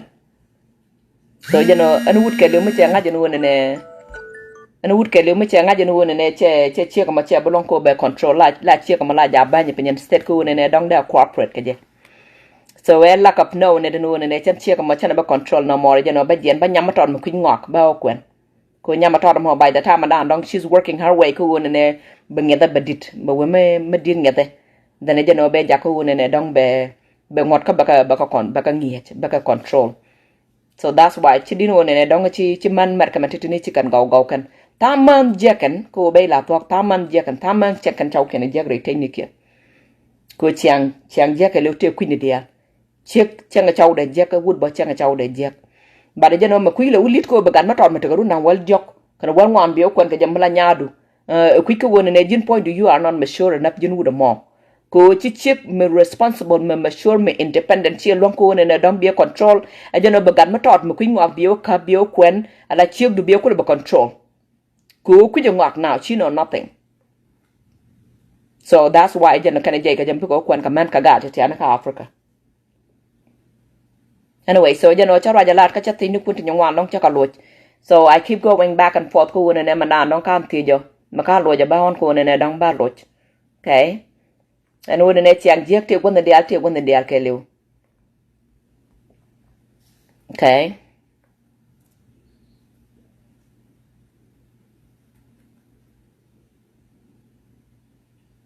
okay James, I don't know why I should be answering about my mom.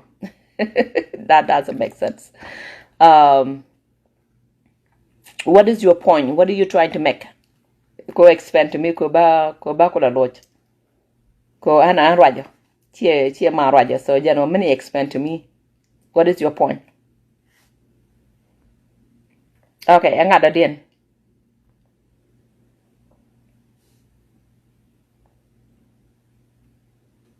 I agree with you too. Chico dong to chico manta dong Rebecca Chalaro chico wuna to dong to kon dong yen manta wuna to yen gata tiani jek take a tanken to dong lono and dong yen gata tiani go abati de kind got lucky. Again the same thing many roll marka mengwame kuen gata tiani titin and wat kele we mon but you know there's no way madong de linglit metegarun to jandang wan de kuen ka gan metegarun dang wal diok de take the general mo so you know kamar ka mengwa me gan metegarun dang wal badda ka wonyam you know badil kuen won meteka jandang bangon mo ko ja mean look at Anna Nicole Smith me dan cheje ko ne kwan ka jete garun jandang raw dong wan and then chwa kuen won meteka runti jandang bangon de diok but you know kuen ne yoka of course kuen ne yoka ko ne michi wudu ma che wuli wan dan de wudu ma che chuban yoka ko ko win mon la da ka ne da kon dong tin yo ken tin yo ka nang re lo ni ken so thank you na put for the truth no ne thank you kun kan no ka thank you kun kan ku ne dang bran chek be wa chang gwa okay ko che jo kan jane che la ro che jo ko che na go ro bu da kok. Well, you know, there's a different, like James Dow, there's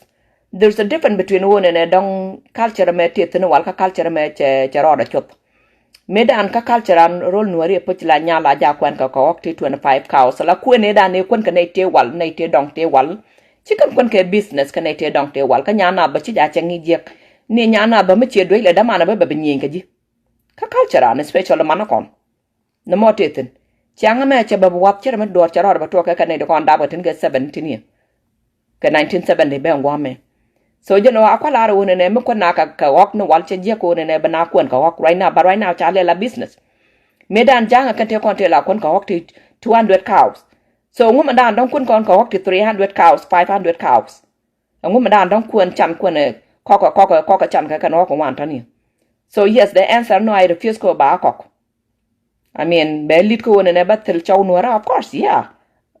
What am I missing here? You know? What did I miss?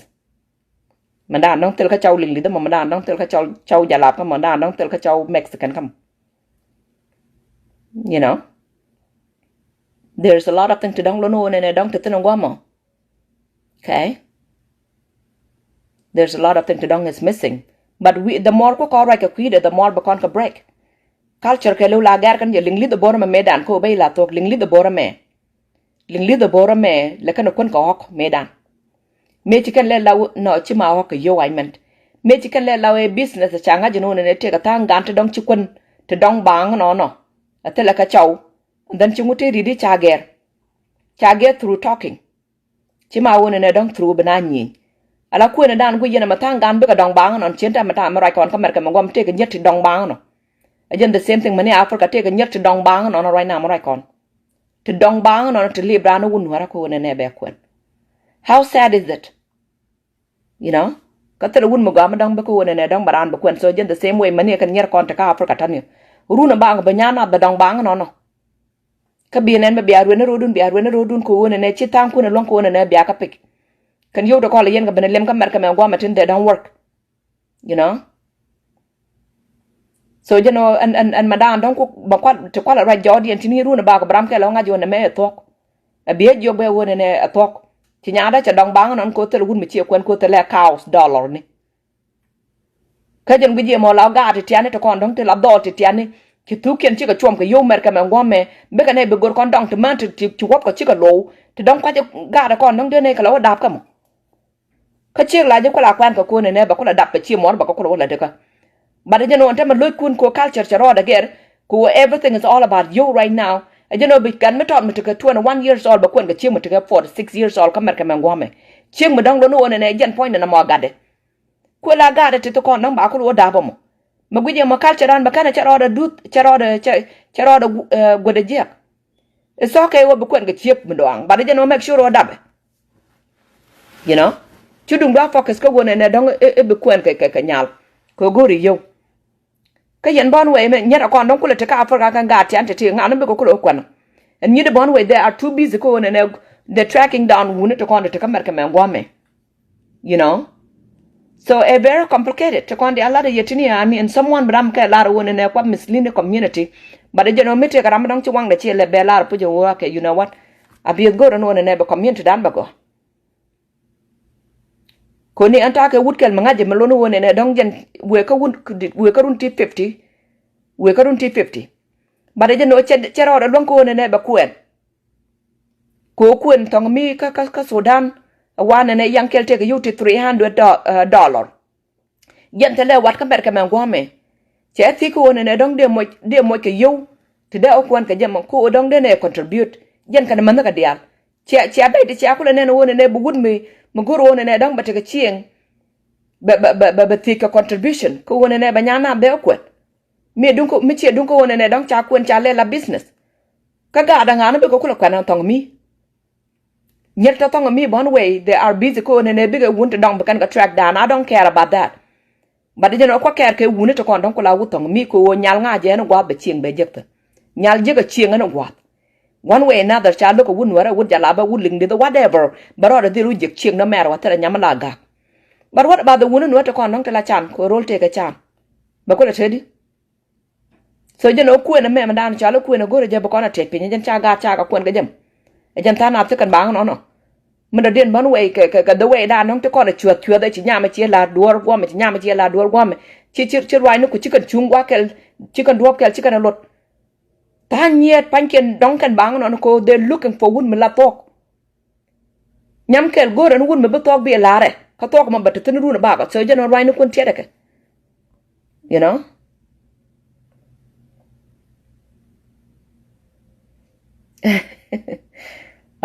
làm trắng chỉ to cả nó mà you cannot say do tele nhân nuara mà nọc we mon cái leo tele nhân nuara mà nọc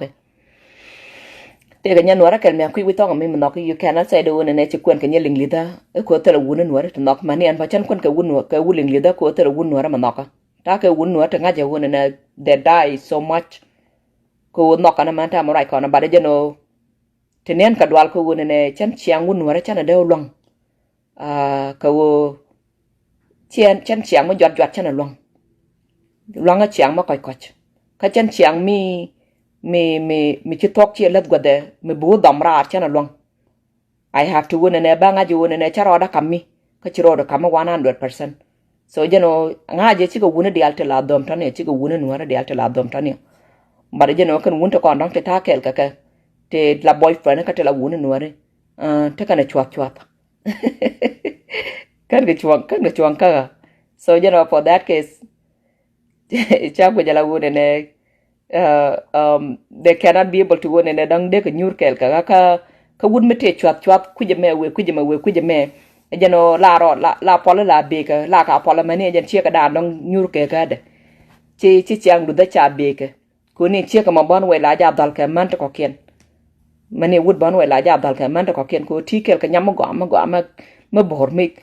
lo no ne dang ko je provide da ba je ga to dol ba ka ne wuni ka jina ngode ti chuat kwan to ko ken so la man ne la ja dal ka jinu de mo kala ja dal ka jin chia ka mo so la ma will disagree ka je ko woni ne be la ro tele nyen wara ma noki e jen ti kwan ka lingi te jama chi to ka no mo kula la ro ne dang ke ni tin kono guri ka chegdu kini ka jekre re nyen wara so then chi go jekre would re chek jura ma dien. And I'm so proud of you. I guarantee you that one in a kunyan can look. I guarantee you that on the blue a good but she didn't want to chinyan nora jide kam no mugo nga jade nyan nora je kam no mugo me chimini je ochi atakel.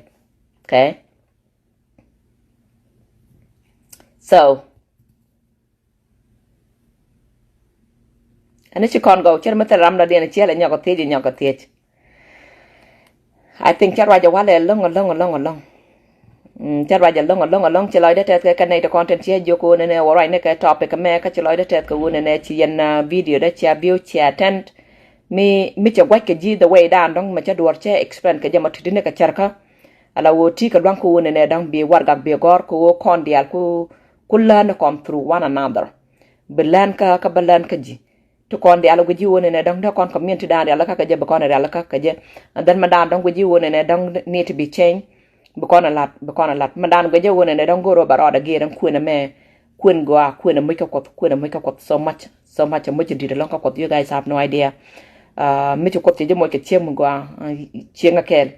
ena so je no chu catch kuje maka do kuje me you confusing kot ka jana dan don gor ko do won gor chaita ne wona ne dan balat ko be je confuse tana la kana la ru woni par kana woni e chat kan I will disagree woni ci kan par ka woni ci kana kelo kele wi mon kele bare jeno the needs re toyni jena kelo bare jeno do ko na arkana man arkana bare ko ban way ka gol ban way so jeno ko kon different wi mon so jeno guru ro du ci kel mi benga je woni ne agor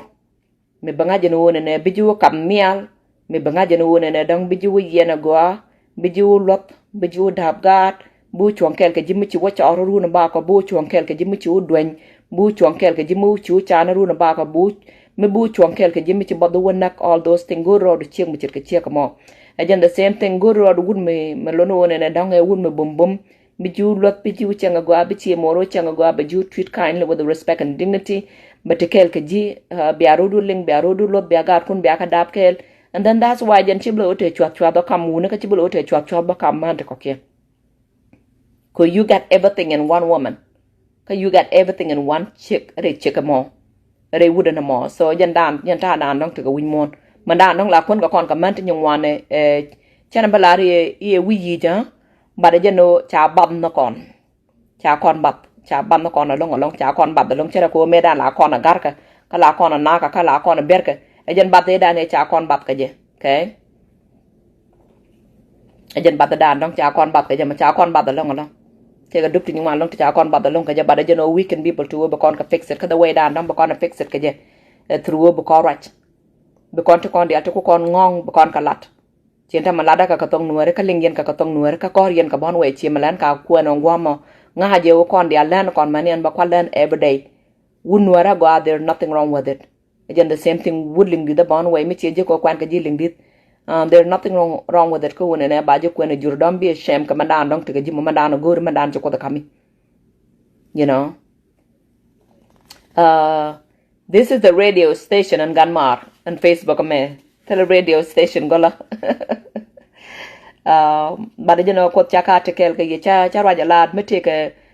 topic me guru ne dang barai ke je ke kuide chudal ko ne dang ba lat so me if you're hurting emotionally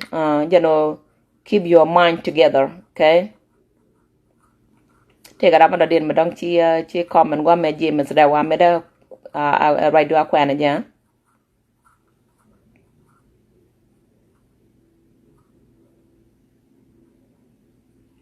Okay, now this do not make sense. Madan don't you lara me and they delete. Me absolutely me and they delete ko kwaje we da don't they look at jamo. Tell her amachi wunu Nuer chick a look me. Tell her amachi wunu Nuer chick a look.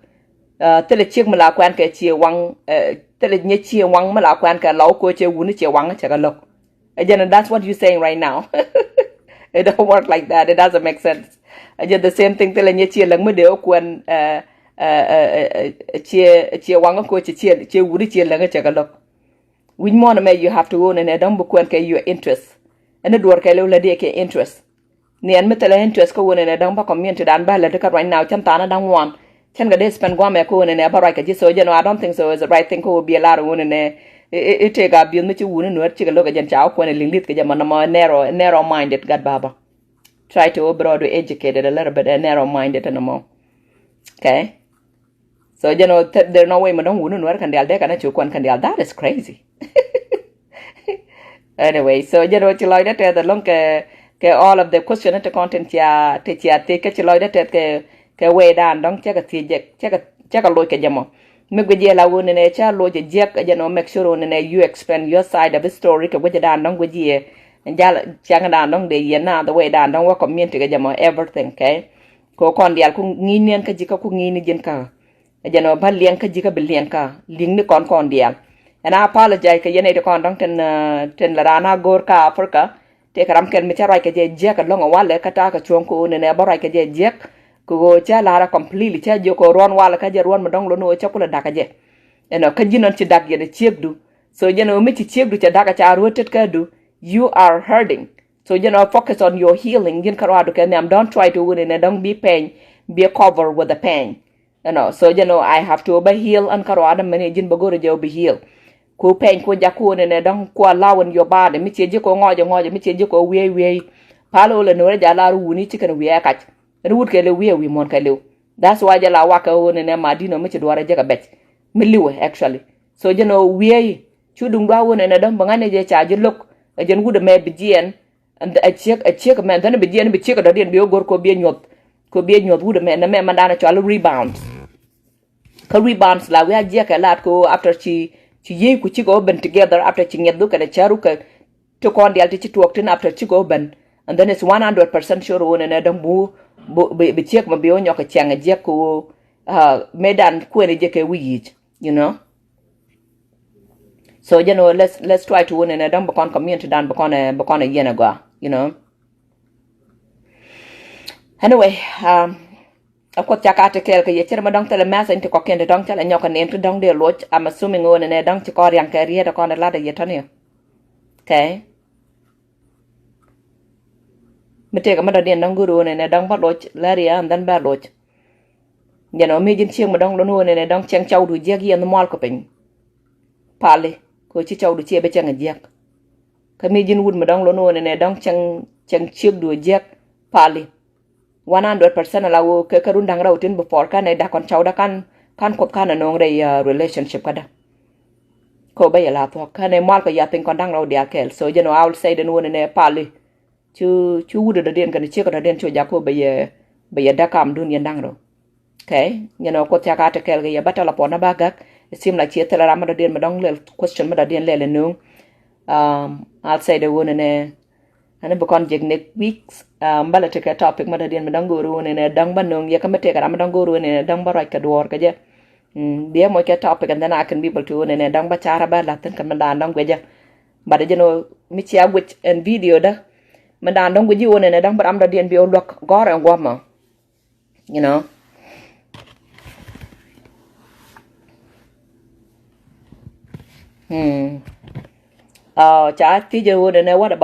what about your weakness as a Nuer girls or woman? So you have to be a lot specifically weakness from the beginning. Then a weakness ka kwan. Then a weakness ka kwang. Then a weakness ka anything. Manu all that thing. You have to be a lot specifically. We are different. Ka kon human being te karam dan dong te ke weakness ko kone jan gijela na dog jor ka jamo ko pot kone and then karam dan dong te ke weakness ka kang ba yong kang ko pot kang so what kind of weakness you talking about here? A weakness ko wone ne dong che chiang che rot chiang che bo long ke weakness ko wone ne che chiang chien to ran che bo long ke weakness ko wone ne dong che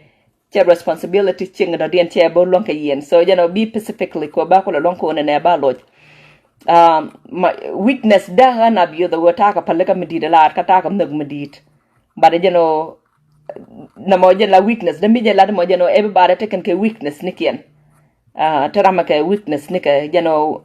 deram kel bada weakness re ko ne dong physical, emotional, spiritual, all those things. So it's a broad question a lot. Ko human being are different. Ko chip nyanwara bo melong me more na ka reality alawo. And I do believe on a weakness dan dong teka ma dio ja teka nyanwa ti nywan long kan teka ga palaka medida long. Teka ga palaka ka teka ga kai lo aje dida lat. Ka gwe dan gweje. That's why jan gwe mo la wona ne me ti chiang changwang la ngono broad watch dan wona ne dong baran bien na ka juru ko ken. La na ne chawdu. So I think dia waje na ma weakness man war ka go aba wona ne tine inak. I think I would inak. Anyway, so jan take it with me che jaga message joko perfect woman and dong there ana kwen. We want me tele perfect woman ka tele perfect husband ki chow. Ala wona ne kon ne ti te kon ji duere kon dial. Ka kon ji duere kon dial la wona ne mandan gwe je la wona ne dong dia perfect e would me changi gwa. It would me changi gwa. For example, me would me kwe care ka ji kwe ji chaga gwa kwe ji tuide gwa would mo ba perfect. Ka chega mo bon we me changa ji gwa ka kwe ji reala ka gwa chega mo ba dila perfect. I think perfect woman we mon tele je ko kon ji duere we mon. Kara me perfect. I think Jesus Christ cried la perfect. Ka my understanding again Jesus cried la perfect. We mon ka lew te kon dial ka duer so Ramadan dong ci yarodu ling yana je ka ci pan kun ci ka rodian chol Ramadan dong should be perfect ka ji so tele Ramadan ba la ramo take a like born ni chiang all the time but like a deal beka deal lit ru na ba ko so me ci chek me te ka palaka ma koy loy de me te ka chiang mo gwa muludro da ka ludde ka linga jika noga chi more ka la de jika ka ko je ta ker me chi je ajen chi kan dana dong dono de yen chi kel jen the same thing mane jen ma chi wud me chi ke wud mo chi je bo jen wud dan dong de yen chi kel and then te gara me chi ti jo ngu ku ti dial ku ka blame ka wuni so jen chen ti dial kan ka blame ka wuni cha lar ke le roi ne ka no te man ti chang wuni je ka wuni ti chang man je ka special so jen kon dial cha kon dak there but jen always 99% would jala check je ko long all the time so duer to kon dong te re chik always la to ko wuni long ko would jaram dan dong cha ko je ko ne will be the head of the family kanai ti cha especially ka Africa but kanai ti bor check the head of the family kamar kamen wame bu would betti dial be ko claim after chi kon cha tok be ko la ro antalmo so take a wuni to one long to cha chang je ka long a man kien along that's the truth te tena mo tila nuore te dong chilo no ne dong the walk away ko chi man kien ka chang je so it go both way tera ramacha mo ka bot dan men tera ramacha mo ka bongrej yen okay tera ramacha mo ka bongrej I think jin baraja kam du jene ko bi begor ka chaw kan wona ne begor ka chek ko take a woodling di dakel mi chi wena ne there was a katama dong lo no ne dong chatan la run ti janang ro dong wan cha we cha ko te thi je wona ne anga manda dong de ne chien kel ko na je cha we cha dwal ko wona ne nyerte kon dial tla te kel ka all the time ka nyerte lo no ne dong there another ka nyerte go but then one day je ne cha ko che lang me cha ko che thi ko wona ne dong be nyot chek mo ga dan dong bu ko kel an tel man manda dong cha ko de nyot ram dan dong de ko kel. It was beautiful ko man ta marai ko ne tene ka gad ka tene kel ka runti nywan so ka I'll say do ne man ko re pal ka du mi guri ka chek okay man ko re te ka du ba ma guri ka chek the same way no ne dong be ko be mat re chien ka du kam du yena chaw du re duel ko go win mon mete de altin ci cey kan ka design and wona ne ba kon distract away from what ka ba kon distract ko ba ko ro dan cenga je ka jëm go je mo la chek na chaw da ci ka dap ka dam bakal be ka dak ko chala wotu ne kel ka nyami mi cha higher a chaitan me dong chi wuda ma jala bagor ka chala tene ke wud me dong cha higher a chaitan mi chi ka doang ma chala bagor and then be chieng be badak ana kan ka me kan ka dak e jan that way bo jan be ka dak be wud ba le la ma kwang ko ki be chiek ba le la yong kwang bo and then you me kan ka la dak no ban way jan be mandana chala financial situation bara kick in okay jan bia pa la ka ba charwa jalat ka charwa ja long mete ka madong ka lo je jana ba kon ko la chop ka changa radien ke tedi talo I got with I'm doing great thank you so much ko che te jai hope no ne you doing great too jana ko chaka te kel ka ye okay mandan dong kan matno ke me je ka dan dong cha matna ka chiang wa ba ko da woch okay dan mandan dong cha pal joro ba ko da jako be lat loy ra mandan dong che ju ko ba type